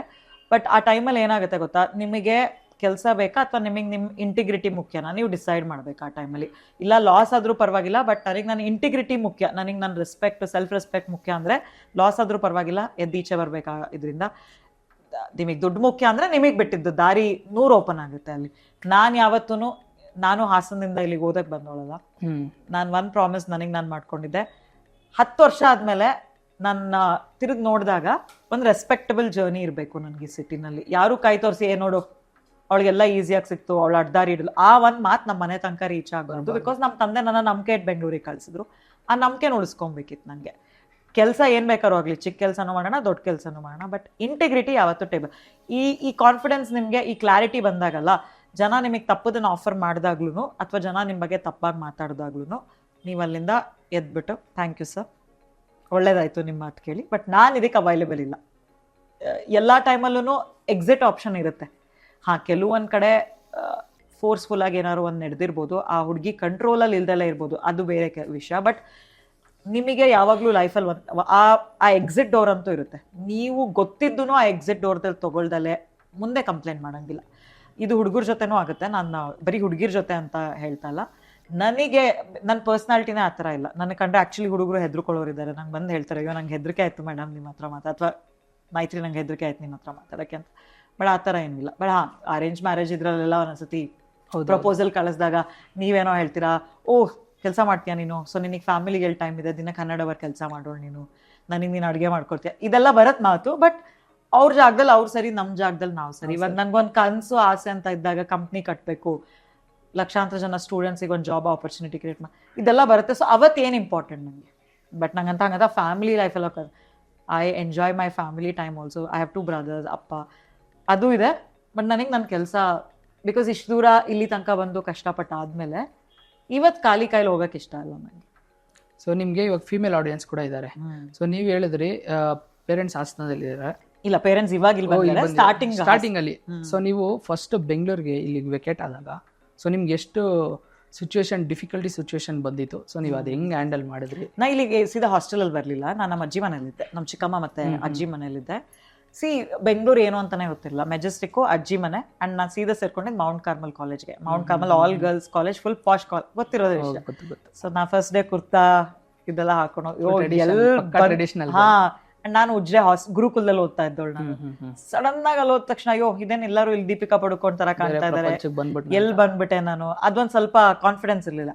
ಬಟ್ ಹೋಗ್ತಾ ಹೋಗ್ತಾ ಆಮೇಲೆ ಕನ್ನಡ ಡಿಪಾರ್ಟ್ಮೆಂಟ್ ಅಲ್ಲಿ ಏನೋ ಆ ಸಂಘದಲ್ಲಿ ಒಂದ್ ಸ್ವಲ್ಪ ಕೆಲಸ ಮಾಡೋದು, ನಿಮ್ದೇ ಜಾಗ ಮಾಡ್ಕೊಳ್ಳೋ ಅಷ್ಟು. ನಂಗೆ ಅನ್ಸೋದು ಟೈರ್ 2 ಅಥವಾ ನಿಮ್ ತರ ಅಥವಾ ನನ್ನ ತರ ಬ್ಯಾಕ್ ಗ್ರೌಂಡ್ ಇಂದ ಬಂದಾಗಲ್ಲ ನಮಗೆ ತುಂಬಾ ಬ್ಯಾಕಪ್ ಇರಲ್ಲ. ಸೊ ಏನೇ ಮಾಡಿದ್ರು ಎಲ್ಲದನ್ನು ಬಿಟ್ಟು ಬಂದಾಯ್ತು ಬೆಂಗಳೂರಿಗೆ. ಈಗ ವಾಪಸ್ ಅಂತೂ ಓಡೋಗಕ್ಕಾಗಲ್ಲ. ನಾ ಬೇರೆ ಸಿಟಿಯಿಂದ ಬೆಂಗಳೂರಿಗೆ ಬರೋ ಹುಡುಗಿರಿಗೆ ಅಷ್ಟೇ ಹೇಳೋದು, ಎಲ್ಲಾ ಟೈಮಲ್ಲೂ ಒಂದು ರಿಸ್ಕ್ ಅನ್ನೋದು ಇದ್ದೇ ಇರುತ್ತೆ. ಆ ರಿಸ್ಕ್ ಅಲ್ಲಿ ಎಷ್ಟರ ಮಟ್ಟಿಗೆ ನಿಮ್ಮನ್ನ ನೀವು ಬಚಾವ್ ಮಾಡ್ಕೊಬಹುದು ಅನ್ನೋದನ್ನ ಕ್ಯಾಲ್ಕುಲೇಟ್ ಮಾಡಿ ಇಟ್ಕೊಂಡು ನಿಮ್ಮ ಫ್ರೆಂಡ್ಸ್ ಆಗಿರ್ಬೋದು. ಈಗ ನಾನು ಸಡನ್ ಆಗಿ ಬೆಂಗಳೂರಿಗೆ ಬಂದು ಈಸಿ ಮೌಂಟ್ ಕಾರ್ಮಲ್ ಲೈಫ್ ನೋಡಿದ ತಕ್ಷಣ ನಾನು ನಮ್ಮ ಅಪ್ಪಗೆ ಫೋನ್ ಮಾಡಪ್ಪ 5,000 ರೂಪಾಯಿ ಬೇಕು, ನಮ್ಮಪ್ಪ ಎಲ್ಲಿಂದ ತರ್ತಾರೆ ಅನ್ನೋದು ಯೋಚನೆ ಮಾಡ್ದಲೆ ನಾನು ಮೂವಿ. ನೀವು ಹೇಳಿದ್ದು ಒಂದು ಚೆನ್ನಾಗಿ, ಸಾರಿ ಟು ಡಿಸ್ಟರ್ಬ್, ಏನಂದ್ರೆ ಸಡನ್ ಆಗಿ ಫೋನ್ ಮಾಡಿ ಅಪ್ಪನ ಕೇಳಿ, ಅದು ತುಂಬಾ ಚೆನ್ನಾಗಿದೆ. ಬಿಕಾಸ್ ಇವಾಗ ಮಾಡ್ತಾರೆ ಸ್ವಲ್ಪ ಜನ. ಇಲ್ಲ ಅದು ಆಗತ್ತೆ, ಬಟ್ ನಮ್ಮಪ್ಪ ಎಲ್ಲಿಂದ ತರ್ತಾರೆ? ಹೌದು. ಈ ದುಡ್ಡು 5,000 ರೂಪಾಯಿ ಇವತ್ತು ಖಾಲಿ ಆದ್ಮೇಲೆ ನಾಳೆ ನಾನು ಏನ್ ಮಾಡ್ತಿದ್ದೀನಿ? ಸೊ ಅದು ಒಂದು ನನ್ನ ತಲೆಯಲ್ಲಿತ್ತು. ನಾನ್ ನಮ್ಮಪ್ಪನ ಹತ್ರ ಶೋಕಿ ಮಾಡಕ್ಕಂತೂ ದುಡ್ಡು ಕೇಳಲ್ಲ, ನಾನು ದುಡ್ಡು ದುಡಿತೀನಿ. ಸೊ ನಾ ಫಸ್ಟ್ ಬೆಂಗಳೂರಿಗೆ ಬಂದಾಗಿಂದಾನೆ ನಾನು ಪಾರ್ಟ್ ಟೈಮ್ ಕೆಲಸ ಮಾಡಕ್ ಶುರು ಮಾಡಿದ್ದೆ. ಬಟ್ ಸೇಫ್ಟಿ ಅದೆಲ್ಲ ಭಯನೂ ಆಗೋದು, ಅಯ್ಯೋ ಎಲ್ಲಿ ಬಂದ್ಬಿಟ್ಟೆ, ಏನ್ ಮಾಡ್ದೆ, ಸರಿ ದಾರಿನ ಇದು ತಪ್ಪ, ಯಾರು ಹೇಳೋರಿರಲ್ಲ. ಬಟ್ ತಪ್ಪಾಗಿದ್ದ ದಿವಸ ಅಂದ್ರೆ ತಪ್ಪಂದ್ರೆ ಆ ಥರ ಎಲ್ಲೋ ಕೆಟ್ಟ ಸಂಘಕ್ಕೆ ಸಿಕ್ಕಾಕೊಳ್ಳೋದು ಆ ಥರ ಅಲ್ಲ. ಬಟ್ ಈಗೇನೋ ನಮ್ಮ ಕಡೆಯಿಂದ ತಪ್ಪಾಗಿರುತ್ತೆ, ಸಿಚುವೇಶನ್ ಆಗಿರುತ್ತೆ. ಅವತ್ತು ನಾನು ದೇವಸ್ಥಾನಕ್ಕೆ ಹೋಗಿದ್ದು ಇದೆ, ಹತ್ತಿದ್ದು ಇದೆ, ಪ್ಲೀಸ್ ಇದರಿಂದ ನನ್ನನ್ನು ಬಚಾವ್ ಮಾಡು, ಗೊತ್ತಾಗ್ದಲ್ಲೇ ತಪ್ಪೊಳಗೆ ಸೊ ಸ್ಪಿರಿಚುಯಾಲಿಟಿ ಹೆಲ್ಪ್ಸ್. ನಿಮ್ಗೆ ಅನ್ಸುತ್ತೆ ಎಲ್ಲೋ ಒಂದ್ ಕಡೆ ದೇವ್ರ ಹತ್ರ. ಬಟ್ ನಾನು ಫೀಮೇಲ್ ಆಡಿಯನ್ಸ್ ನಮ್ಮ ಶೋ ನೋಡೋರು ಅಥವಾ ಸ್ಟೂಡೆಂಟ್ಸಿಗೆ ಏನು ಹೇಳ್ತೀನಿ ಅಂದ್ರೆ, ಕ್ಯಾಲ್ಕುಲೇಟೆಡ್ ರಿಸ್ಕ್ ಮಾತ್ರ ತಗೊಳ್ಳಿ. ಆ್ಯಂಡ್ ಏನೇ ಆದರೂ ಫ್ಯಾಮಿಲಿ ಜೊತೆ ಒಂದು ಬಾಂಡೇಜ್ ಇರಲೇಬೇಕು. ನೀವು ಯಾವತ್ತು ಫ್ಯಾಮಿಲಿ ಜೊತೆ ಬಾಂಡೇಜ್ ಕಳ್ಕೊಂಡು ಫ್ರೆಂಡ್ಸೇ ಎಲ್ಲ ಅಂತ ನೀವು ಮನೆಯವ್ರನ್ನ ಇಗ್ನೋರ್ ಮಾಡಿ ಈಚೆ ಕಡೆ ಪ್ರಪಂಚನ ದೊಡ್ಡದು ಯಾವತ್ತು ಮಾಡ್ಕೊತೀರಾ, ಅವತ್ತು ನೀವು ಟ್ರಬಲಲ್ಲಿ ಸಿಕ್ಕಾಕೊಂತೀರ. ಫ್ಯಾಮಿಲಿನೇ, ನೀವು ತಪ್ಪು ಮಾಡಿದ್ರು, ಒಳ್ಳೇದು ಮಾಡಿದ್ರು, ಖುಷಿಯಾಗಿದ್ರು, ದುಃಖದಲ್ಲಿದ್ರು ಫ್ಯಾಮಿಲಿನೇ. ಸೊ ಫ್ಯಾಮಿಲಿ ಬಾಂಡಿಂಗ್ ಚೆನ್ನಾಗಿದ್ರೆ ಅಲ್ಲ, ಅಪ್ಪ ಅಮ್ಮನ ಜೊತೆ ಏನು ಬೇಕಾದ್ರೂ ಗೆಲ್ಬಿಡ್ಬೋದು. ನನ್ಗೆ ಅದೊಂದು ಕಾನ್ಫಿಡೆನ್ಸ್ ನಮ್ಮಪ್ಪ ಕೊಟ್ಟಿದ್ರು. ನಂಗೆ ಗೊತ್ತು ನನ್ನ ಮಗಳು ತಪ್ಪು ಮಾಡಲ್ಲ, ಏನು ಮಾಡಿದ್ರು, ಹೊಡೆದ್ರು ಕೊಲೆ ಮಾಡಿದ್ರು ಬಂದು ನಂಗೆ ಹೇಳ್ತಾಳವಳು, ಬಟ್ ತಪ್ಪಂತೂ ಮಾಡಕ್ಕೆ ಹೋಗಲ್ಲ ನನ್ನ ಮಗಳು. ಅದೊಂದಿತ್ತು. ಸೊ ಹುಡುಗಿರು ಅದೊಂಚೂರು ಕೇರ್ಫುಲ್ ಆಗಿರ್ಬೇಕು. ಅಂದರೆ ಅತಿ ಆಸೆ ಪಟ್ಟು ಬಿಕಾಸ್ ಅವಳು ಅಷ್ಟು ಚೆನ್ನಾಗಿರೋ ಬಟ್ಟೆ ಹಾಕೊಂಡಿದ್ದಾಳೆ, ಅವಳು ಬ್ರ್ಯಾಂಡೆಡ್ ಹಾಕೊಂಡಿದ್ದಾಳೆ, ನಾನು ಇವತ್ತೇ ಹಾಕೊಬೇಕು ಅನ್ನೋ ಮೆಂಟಾಲಿಟಿಗೆ ಸಿಕ್ಕಾಕೊಂಡಾಗ ಎಲ್ಲ ಪ್ರಾಬ್ಲಮ್ಗಳು ಶುರು ಆಗುತ್ತೆ. ಹಾಕೊಂಡಿದ್ಯಾ ನಾನು ಯಾವತ್ತು ದುಡ್ದಾಗ ನನ್ನ ಹತ್ರ ದುಡ್ಡಿದೆ, ನನ್ನ ದುಡ್ಡಲ್ಲಿ ನಾ ಮಾಡ್ತೀನಿ, ಆ ಮೆಂಟಾಲಿಟಿ ಬಂದಾಗಲ್ಲ ಫೋಕಸ್ ಶಿಫ್ಟ್ ಆಗ್ಬಿಡುತ್ತೆ. ಆಗ ಇವಾಗ ತುಂಬಾ ಈಸಿ ಮೌಂಟ್ ಅಂದ್ರೆ ಸ್ವಲ್ಪ ಫಾರ್ವರ್ಡ್ ಕಾಲೇಜ್. ನಂಗೂ ಫ್ರೆಂಡ್ಸ್ಗಳಿದ್ರು ಪಬ್. ನಾನು ಮೌಂಟ್ ಕಾರ್ಮಲ್ ಇದ್ದಾಗ ಒಂದ್ ದಿವಸನೂ ಆಲ್ಕೋಹಾಲು ಟಚ್ ಮಾಡಿಲ್ಲ, ನಾನು ಸ್ಮೋಕು ಮುಟ್ಟಿಲ್ಲ. ಬಿಕಾಸ್ ನನಗೆ ಗೊತ್ತಿತ್ತು ನನ್ನ ಲೈಫ್ ಸ್ಟೈಲಲ್ಲಿ, ನಾನು ಬಂದಿರೋ ಬ್ಯಾಕ್ಗ್ರೌಂಡಲ್ಲಿ ಇದು ನನಗೆ ಒಳ್ಳೇದಲ್ಲ. ಮಾಡೋರ್ನ ನಾನು ತಪ್ಪು ಅಂತ ಹೇಳ್ತಿಲ್ಲ, ಬಟ್ ನಾನು ಏನಕ್ಕೆ ಬಂದಿದ್ದೀನಿ, ನೀವೇನಕ್ಕೆ ಇಲ್ಲಿದ್ದೀರಾ, ಮಾಡಿದ್ರು ಎಷ್ಟು ಲಿಮಿಟಲ್ಲಿ ಮಾಡಬೇಕು. ಇವಾಗ ಅಕಸ್ಮಾತ್ ಜಾಸ್ತಿ ಎಲ್ಲೋ ಒಂದ್ ಕಡೆ ನೀವು ಓವರಾಗಿ ಡ್ರಿಂಕಿಂಗ್ ಮಾಡಿರ್ತೀರಾ, ಅವತ್ತು ನೀವು ಸೇಫಾಗಿ ಮನೆಗೆ ಹೋಗಿ ನಿಮ್ಮ ಹತ್ರ ಸಪೋರ್ಟ್ ಸಿಸ್ಟಮ್ ಇದೆಯಾ? ಕುಡ್ದು ರೋಡಲ್ಲಿ ಬೀಳೋದ್ರಲ್ಲಿ ಏನೂ ಮಜಾ ಇಲ್ಲ. ಹೌದೌದು, ಇನ್ನ ಮರ್ಯಾದೆ ಹೋಗುತ್ತೆ. ಒಂದು ಮನೇಲಿ ಟೆನ್ಷನ್, ಅಪ್ಪ ಅಮ್ಮಂಗ್ ಟೆನ್ಷನ್ ಅಂಡ್ ಒಂದು ನಂಬಿಕೆ ನೀವು ಒಂದ್ಸತಿ ಕಳ್ಕೊಂಡ್ಬಿಟ್ರಲ್ಲ, ಮತ್ತೆ ಆ ನಂಬಿಕೆ ಕಷ್ಟ ಆಗುತ್ತೆ ಅವ್ರಿಗೂ ನಿಮ್ಮನ್ನು ಟ್ರಸ್ಟ್ ಮಾಡಕ್ಕೆ. ಸೊ ನಾ ಅದು ಒಂದೇ ಹೇಳೋದು, ಪ್ಲೀಸ್ ಫ್ಯಾಮಿಲಿ ಬಾಂಡಿಂಗ್ ಸ್ಟ್ರಾಂಗ್ ಆಗಿ ಇಟ್ಕೊಳ್ಳಿ. ನೀವು ಏನಕ್ಕೆ ಬಂದಿದ್ದೀರಾ, 10 ದಿನ ಲೇಟ್ ಆಗ್ಬೋದು ನೀವು ಆ ಹೊಸ ಬಟ್ಟೆ ಹಾಕೊಳ್ಳೋದು ಅಥವಾ ಬರ್ಗರ್ ತಿನ್ನೋದು, ಆ ಪ್ಲೇಸ್ಗೆ ಹೋಗೋದು. 10 ದಿನ ಆದ್ಮೇಲೆ ನಿಮ್ ದುಡ್ಡಲ್ಲಿ ನಿಮ್ ಕಷ್ಟಪಟ್ಟು ಕರೆಕ್ಟ್ ಆದ ರೀತಿ ಎಫರ್ಟ್ಸ್ ಅಲ್ಲಿ ಏನೇ ಮಾಡೋದಿದ್ರು ಎಫರ್ಟ್ಸ್ ಇಂದ, ಸುಮ್ಮನೆ ಶೋಕಿ ಅಂದ್ರೆ ಇವಾಗ ಯಾರೋ ಒಬ್ರು ಮಾಡ್ತಿರೋದ್ರಿಂದ ಇನ್ಫ್ಲೂಯೆನ್ಸ್ ಆಗ್ಬೇಕು ಹೋಗ್ಬೇಡಿ. ಆಮೇಲೆ ಈ ಡ್ರಗ್ ಆಲ್ಕೋಹಾಲ್ ಟೇಸ್ಟ್ ಮಾಡುವಂತಾರೆ ಫಸ್ಟ್ ಫ್ರೆಂಡ್ಸು, ಒಂದು ಪಫ್ ಮಾಡಿ ಏನ್ ದೊಡ್ಡ ವಿಷಯ ಅಂತಾರೆ. ಅದೆಲ್ಲ ಒಂದರಿಂದ ಶುರು ಆಗುತ್ತೆ. ಆ ಫಸ್ಟ್ನದಕ್ಕೆ ನೀವು ನೋ ಅಂದಿದ್ದ ದಿವಸ ಅಲ್ಲ. ಹೌದೌದು, ದೇರ್ ಇಸ್ ನೋ. ನಾನು ಅದಾದ್ಮೇಲೆ ಲಂಡನ್ನಲ್ಲಿದ್ದೆ, ಅಲ್ಲಿ ಯಾರೋ ಚಳಿನಲ್ಲಿ ಇಲ್ಲ ವೈನ್ ಕುಡಿ ಅಂದರೆ ಐ ವಾಸ್ 21 ಅಬೋ ಅಲ್ಲ, ಆಗ ಯಾರೋ ವೈನ್ ಕುಡಿ ಅಂದಾಗ ಫಸ್ಟ್ ಟೈಮ್ ಚಳಿ ಕಮ್ಮಿ, ಅಲ್ಲೆಲ್ಲ -2 -1 2 ಡಿಗ್ರಿ. ಅವತ್ತು ನಾವು ವೈನ್ ಕುಡಿದಿದ್ದು. ಅದು ಏನೋ ಕುಡಿಬೇಕಲ್ಲ ಕುಡಿ ಅನ್ಸಲ್ಲ, ಸೋಷಿಯಲ್ ಇದಕ್ಕೆ. ಬಟ್ ನಾ ಕಾಲೇಜಲ್ಲಿ ಇದ್ದಾಗ ಆ ಥರ ಆಪರ್ಚುನಿಟೀಸ್ ಇತ್ತು ನನಗೆ. ಬಟ್ ಐ ಆಲ್ವೇಸ್ ಅದೇ ಏನೇನು ಎಲ್ಲಿ ಎಷ್ಟು ಲಿಮಿಟ್ ಅಲ್ಲಿ ಮಾಡಬೇಕು, ಯಾವಾಗ ಮಾಡಬೇಕು, ಇದರಿಂದ ನಮ್ಮ ಸುತ್ತಮುತ್ತ ಇರೋರ್ಗೆ ಏನಾಗುತ್ತೆ ಅದೊಂದು ಚೂರು ತಿಳುವಳಿಕೆ ಇದ್ರೆ ಹೌದೌದು. ನೀವು ಗೆತ್ಕೊಂಡ್ಬಿಡ್ಬೋದು ಬೆಂಗಳೂರಲ್ಲಿ. ಯೂಶಲಿ ನಾನು ನೋಡಿರೋ ಪ್ರಕಾರ ಇನ್ಫ್ಲೂಯೆನ್ಸ್ ಆಗಿ ಹೋಗ್ತಾರೆ. ಹೌದೌದು, ತುಂಬಾನೇ ಇನ್ಫ್ಲೂಯೆನ್ಸ್ ಇದೆ. ಅಂದ್ರೆ ಬರೇ ಬಾಯಿಂದ ಇನ್ಫ್ಲೂಯೆನ್ಸ್ ಅಲ್ಲ, ಜಸ್ಟ್ ನೋಡೋದ್ರಿಂದ ಕೂಡ ತುಂಬಾ ಜನ ಏನಂದ್ರೆ ಸಿಗರೇಟ್ ಸ್ಟೈಲ್ ಆಗಿದೆ, ಅದರಿಂದನೂ ಸ್ಮೋಕ್ ಮಾಡೋರು. ಕ್ಯಾನ್ಸರ್ ಸ್ಟೈಲ್ ಆಗಿರಲ್ವೇ, ಆಸ್ಪತ್ರೆ ಮಲ್ಕೊಬೇಕಾರೆಲ್ಲ ಕೆಡದಾಗಿರುತ್ತೆ. ಅದೇನು ಇನ್ಸ್ಟಾಗ್ರಾಮ್ ಬರ್ತಿತ್ತ ಏನ್ ಕಾಣಿಸಲ್ಲ, hey I am suffering from cancer ಅಂತ ಯಾರು ಏನೋ ಹಾಕಲ್ಲ. ಪಿಕ್ಚರ್ ಎಂಟ್ರೆನ್ಸ್ ಅಲ್ಲಿ ತುಂಬಾ ಚೆನ್ನಾಗಿ ತೋರಿಸ್ತಾರೆ ದೃಶ್ಯಗಳು, ಆದ್ರೂ ಜನ ಮಾಡ್ತಾರೆ. ಆ ಸಿಗರೇಟ್ ಪ್ಯಾಕೆಟ್ ಮೇಲೆ ಇರುತ್ತೆ. ಅದೇ ನಾನು ಹೇಳ್ದಂಗೆ ಯಾವಾಗ್ಲೂ ಚಾಯ್ಸ್ ಅನ್ನೋದು, ಎಕ್ಸಿಟ್ ಡೋರ್ ಅನ್ನೋದು ಪಕ್ಕದಲ್ಲೇ ಇರುತ್ತೆ. ನೀವು ಆ ಎಕ್ಸಿಟ್ ಡೋರ್ಗೆ ಹೋಗ್ಲಿಲ್ಲ, ನೀವು you chose to be here, so consequences ನೀವು ಫೇಸ್ ಮಾಡಿ. ಹೌದು, ನಂಗೆ ಅನ್ಸೋದು ಫ್ಯಾಮಿಲಿ ಬಾಂಡಿಂಗ್ ಚೆನ್ನಾಗಿದ್ರೆ you have a place to fall back. ನೀವು ತಪ್ಪು ಮಾಡಿದ್ರು ಏನು ಪೇರೆಂಟ್ಸ್ ಸ್ಪಿರಿಚುಯಾಲಿಟಿ ಎರಡೇ ಹೆಲ್ಪ್ ಮಾಡೋದು. ಆ್ಯಂಡ್ ಒಳ್ಳೆ ಒಂದಿಬ್ರು ಮೂರು ಜನ ಫ್ರೆಂಡ್ಸ್, ಬಿಕಾಸ್ ಅಪ್ಪ ಅಮ್ಮನ ಹತ್ರನೂ ಒಂದೊಂದ್ಸತಿ ಎಲ್ಲ ಮಾತಾಡೋಕ್ಕಾಗಲ್ಲ. ಹೌದು, ಮಾತಾಡೋಕ್ಕಾಗಲ್ಲ. ಶೇರ್ ಮಾಡ್ಕೊಳ್ಳೋದಕ್ಕೆ ಅಟ್ಲೀಸ್ಟ್ ಫ್ರೆಂಡ್ಸ್ ಬೇಕು, ಒಂದಿಬ್ರು ಮೂರು ಜನ ಫ್ರೆಂಡ್ಸ್. ಈ ಮೂರು ಸೆಟ್ ಆದ್ರೆ ಅಲ್ಲ, ಆ್ಯಂಡ್ ಒಂದ್ ಗುರಿ ಇರ್ಬೇಕು ಲೈಫಲ್ಲಿ. ಈಗ ನಾನು ಬೆಂಗಳೂರಿಗೆ ಬಂದಿದ್ದೀನಿ, ನಾನೊಂದು ಕಂಪ್ನಿ ಕಟ್ಟಬೇಕು, ನಾನೊಂದು 10 ಜನಕ್ಕೆ ಕೆಲಸ ಕೊಡಬೇಕು, ಆಗಿದ್ದಾಗಲಿ ಕಷ್ಟಪಟ್ಟಿದ್ದು. ಸೊ ಅದು ಇದು 4 ಇದ್ರೆ ಐ ಥಿಂಕ್ ಪಾಸ್ ಆಗ್ಬೋದು ಲೈಫಲ್ಲಿ. ಏನಿಲ್ಲ ಅಂದ್ರೂ ಮೇಲೋದಾಗ ನೀವು ಕೊಟ್ಟಿದ್ದಷ್ಟು ಕರೆಕ್ಟಾಗಿ ಉಪಯೋಗಿಸ್ಕೊಂಡು ಒಂದು 4 ಜನಕ್ಕೆ ಒಳ್ಳೆ ಮಾಡಿದ್ರೆ, ನಂಗೆ ಅನ್ಸುತ್ತೆ ಅಲ್ಲಿ ಹೋದಾಗಲ್ಲ ಅಕೌಂಟ್ ಕರೆಕ್ಟ್ ಆಗಿರುತ್ತೆ. ನೈಸ್. ಏನೇನೋ ಮಾತಾಡಿದ್ವಿ ವಿಶ್ವಾಸ್. ಐ ಡಿಂಟ್ ಎಕ್ಸ್ಪೆಕ್ಟ್ ನಾನು ಇಷ್ಟೊಂದು ಇಂಟ್ರೆಸ್ಟಿಂಗ್ ಆಗಿ ಕಾನ್ವರ್ಸೇಷನ್ ಅಲ್ಲ. ಅಂದ್ರೆ ತುಂಬಾ ಸಿಂಪಲ್ ಕಾನ್ವರ್ಸೇಷನ್, ಬಟ್ ಬೇಕಾಗಿರೋ ಕಾನ್ವರ್ಸೇಷನ್. ಇವತ್ತಿಗೆ ನಾವು ದೊಡ್ಡದಾಗಿ ಸಾಧನೆ ಮಾಡಿರೋ ಝೀರೋ ಟು ಹೀರೋ ಸ್ಟೋರಿನೇ ಯಾವಾಗಲೂ ಕೇಳಬೇಕು ಅಂತಿಲ್ಲ. ಒಂದೊಂದ್ಸತಿ ನಮಗೆ ನಾರ್ಮಲ್ ಬೇಸಿಕ್ ಕಾನ್ವರ್ಸೇಷನ್ ತುಂಬಾ ಇಂಪಾರ್ಟೆಂಟ್ ಲೈಫಲ್ಲಿ. ಜನ ಇವಾಗ ಹಂಗೆ ಆಗಿದ್ದಾರೆ ಎಲ್ಲ, ಝೀರೋ ಟು ಹೀರೋ, ಅವ್ನು ಹೀರೋ ಆಗ್ಬಿಟ್ನಂತೆ ನಾನು ಆಗ್ಬೋದು, but basic conversation is also very very important. ಬರೀ ಮೋಟಿವೇಶನ್ ಎಷ್ಟು ಅಂತ ಕೇಳಕ್ಕಾಗಲ್ಲ. ಮೋಟಿವೇಶನ್ ಏನಿದ್ರು ಜಸ್ಟ್ ಆ ಮಿನಿಟ್ಗೆ ಅಷ್ಟೇ. ಡಿಸಿಪ್ಲಿನ್ ಮುಖ್ಯ. ವಿಶ್ವಾಸ್ ಸೆಗ್ಮೆಂಟ್ ಅಂದ್ರೆ ಪೂರಾ ಪಾಡ್ಕಾಸ್ಟ್ ಮುಗಿಯಕ್ ಬಂದಿದೆ. ನಮ್ದೊಂದು ಪದ್ಧತಿ ಇದೆ ನಮ್ಮ ಶೋನಲ್ಲಿ, ಕಾಫಿ ಕನ್ಫೆಷನ್ ಕ್ವೆಶನ್ ಅಂತ. ಸೊ ಟ್ರೈಬಲ್ ಬ್ರೀ ಅವರು ನಮ್ಮ ಕಾಫಿ ಪಾರ್ಟ್ನರ್. ಸೊ ನಿಮ್ಗೆ ಏನಾದ್ರು ಕನ್ಫೆಷನ್ ಇದೆಯಾ ಮಾಡೋದಕ್ಕೆ? ಅಂದ್ರೆ ನೀವು ಯಾರ ಹತ್ರನೂ ಹೇಳಿಲ್ಲ, ಇಲ್ಲಿ ಹೇಳ್ಬೇಕು ಅಂತ ಅಂತಾರೆ, ಏನಾದ್ರು ಸೀಕ್ರೆಟ್ ಇದೆಯಾ? ಆ ಥರ ಅಂದ್ರೆ ಒಳ್ಳೇದು ಆಗಿರ್ಬೋದು, ಇನ್ನು ತಲೆ ಹರಟೆ ಮಾಡಿದ್ರು, ಏನ್ ಬೇಕಾದ್ರು ಕನ್ಫೆಷನ್. ಇದು ಸೇಫ್ ಸ್ಪೇಸ್, ನಾವ್ ಯಾರು ನಿಮ್ಮನ್ನ ಜಡ್ಜ್ ಮಾಡೋದು. ಏನಂದ್ರೆ ಒಬ್ರು ಟೀಚರ್ಗೆ ಹಿಂಗೆ ಸ್ವಲ್ಪ ರ್ಯಾಶ್ ಆಗಿ ಮಾತಾಡಿದ್ದೆ. ಲೈಕ್ ನಾನು ಅದು ಬೇಡ ಬಿಡಿ ಸ್ಟೋರಿ. ಎಲ್ಲೋ ಒಂದು ಕಡೆ ಹೋಗಿದ್ದೆ, ಸೊ ಬರೋದು 1-2-3 ದಿನ ತಡ ಆಯಿತು ಕ್ಲಾಸ್ಗೆ. ಸೊ ಆಗ ಬಂದು ಯಾರೊಬ್ರು ಫ್ರೆಂಡ್ ಕೈಲಿ ನನಗೆ ಮೆಸೇಜ್ ಹಾಕ್ಸ್ಬಿಟ್ಟಿದ್ರು. ಸೊ ನಾನು ಸ್ವಲ್ಪ ಅಫೆಂಡ್ ಆಗಿಬಿಟ್ಟು ಹೋಗಿ ಟೀಚರ್ ಹತ್ರ ಸ್ವಲ್ಪ ರ್ಯಾಶ್ ಆಗಿ ಮಾತಾಡ್ಬಿಟ್ಟಿದ್ದೆ. ಬಟ್ ಅಲ್ಲೇ ಅದನ್ನು ಸಾಲ್ವ್ ಮಾಡಿಕೊಂಡೆ. ಬಟ್ ಆದರೂ ಈ ಶೋ ಮುಖಾಂತರ ನಮ್ಮ ಟೀಚರ್ಗೆ ಒಂದು ಸಾರಿ ಕೇಳ್ತೀನಿ. Sweet, very good. ಒಳ್ಳೆ ಹುಡುಗ ನೀವು, ಕಾಣಿಸ್ತಿರಲ್ಲ. ಬಟ್ ಆಗುತ್ತೆ, ಎಲ್ಲರೂ ತಪ್ಪು ಮಾಡ್ತಾರೆ, ಸಾರಿ ಕೇಳ್ತೀನಿ. ಇಲ್ಲ, ಬಟ್ ಆ ಸಿಚುವೇಶನ್ ಹಂಗಿತ್ತು, ಸ್ವಲ್ಪ ಅಫೆಂಡ್ ಆದೆ. ನನಗೆ ಅದು ಸ್ವಲ್ಪ ಕನೆಕ್ಟ್ ಆಯಿತು, ಆ ಥರ ಮಾಡ್ತಿದ್ದಾರೇನೋ ಅಂತ. ಬಟ್ ಆ್ಯಕ್ಚುಲಿ ಆ ಥರ ಇರಲಿಲ್ಲ, ಆ ಥರ ಕನೆಕ್ಟ್ ಆಗಿಬಿಡ್ತು. ಸೊ ಅದಕ್ಕೂ ಹೋಗ್ಬಿಟ್ಟು ನಾನು ಸ್ವಲ್ಪ ರಫ್ ಆಗಿ ಮಾತಾಡಿದ್ದೆ. ಈ ಶೋ ಮುಖಾಂತರ ಒಂದು ಸಾರಿ ಕೇಳ್ಕೊಂಡ್ಬಿಡ್ತೀನಿ. ಸಾರಿ ಮ್ಯಾಮ್, ಕ್ಷಮಿಸ್ಬಿಡಿ. ನಿಮ್ಮ ಮೇಡಮ್ಗೆ ಲಿಂಕ್ ನಾವು ಖಂಡಿತ ಕಳ್ಸೋಣ. ಅವರು ಈ ಶೋ ನೋಡಿದಾಗ ಕರೆಕ್ಟ್ ನನ್ನ ಸ್ಟೂಡೆಂಟ್ ನಂಗೆ ಸಾರಿ ಕೇಳ್ದಂತ ಖುಷಿ ಪಡ್ತಾರೆ. ಖಂಡಿತ ನೋಡ್ತಾರೆ, ಅವ್ರು MBA ಟೀಚರ್. ಓ, ಸೌಂದರ್ಯದವರಾ? ಹೌದೌದು. ಸರಿ ಬಿಡಿ, ಫೇಮಸ್ ಆಗ್ತಿದೆ. Very good. On that note ಈ ಶೋನ ಮುಗಿಸೋಣ. ನಾನು ಐ ಓನ್ಲಿ ಹೋಪ್ ಇನ್ನೊಂದ್ಸತಿ ನಮಗೆ ಇನ್ನೊಂದು ಇಷ್ಟು ಬೇರೆ ಬೇರೆ ಟಾಪಿಕ್ಗಳ ಬಗ್ಗೆ ಮಾತಾಡೋಕ್ಕೆ ಅವಕಾಶ ಸಿಕ್ಕತ್ತೆ ನಿಮ್ಮ ಜೊತೆ ಅಂತ. ಬಟ್ ಲೈಫಲ್ಲಿ ಏನೇನು ಅಚೀವ್ ಮಾಡಬೇಕು ಅಂತಿದ್ದೀರಾ ಎಲ್ಲದನ್ನೂ ಅಚೀವ್ ಮಾಡಿ. ನಿಮ್ಮ ಜೊತೆ ಟಿಂಬಕ್ಡು ಸದಾ ಇರುತ್ತೆ. ಟಿಂಬಕ್ಡು ಬಗ್ಗೆ ನಾನು ನಿಮಗೆ ಜಾಸ್ತಿ ಹೇಳಿಲ್ಲ. So it's a student part time job portal. ಯಾರು ನಿಮ್ಮ ಫ್ರೆಂಡ್ಸ್ಗೆ ಯಾವತ್ತಾರು ಪಾರ್ಟ್ ಟೈಮ್ ಜಾಬಿನ ಅವಶ್ಯಕತೆ ಇದೆ ಅಂದರೆ ನಮ್ಮ ಆ್ಯಪನ್ನು ಡೌನ್ಲೋಡ್ ಮಾಡ್ಕೊಂಡ್ರೆ ಸಾಕು. Okay sure. ಅದು ನಾವು ನಿಮಗೆ ಒಂದು ದುಡಿಯೋ ಆಪರ್ಚುನಿಟಿನ ಕ್ರಿಯೇಟ್ ಮಾಡಿ ಕೊಡ್ತೀವಿ. And it's a student platform. So please government job ತಗೊಳ್ಳಿ. ಪೊಲೀಸ್ ಆಗಿ ಬಂದಾಗ ನಾನು ಸಲ್ಯೂಟ್ ಮಾಡ್ತೀನಿ. Thank you so much.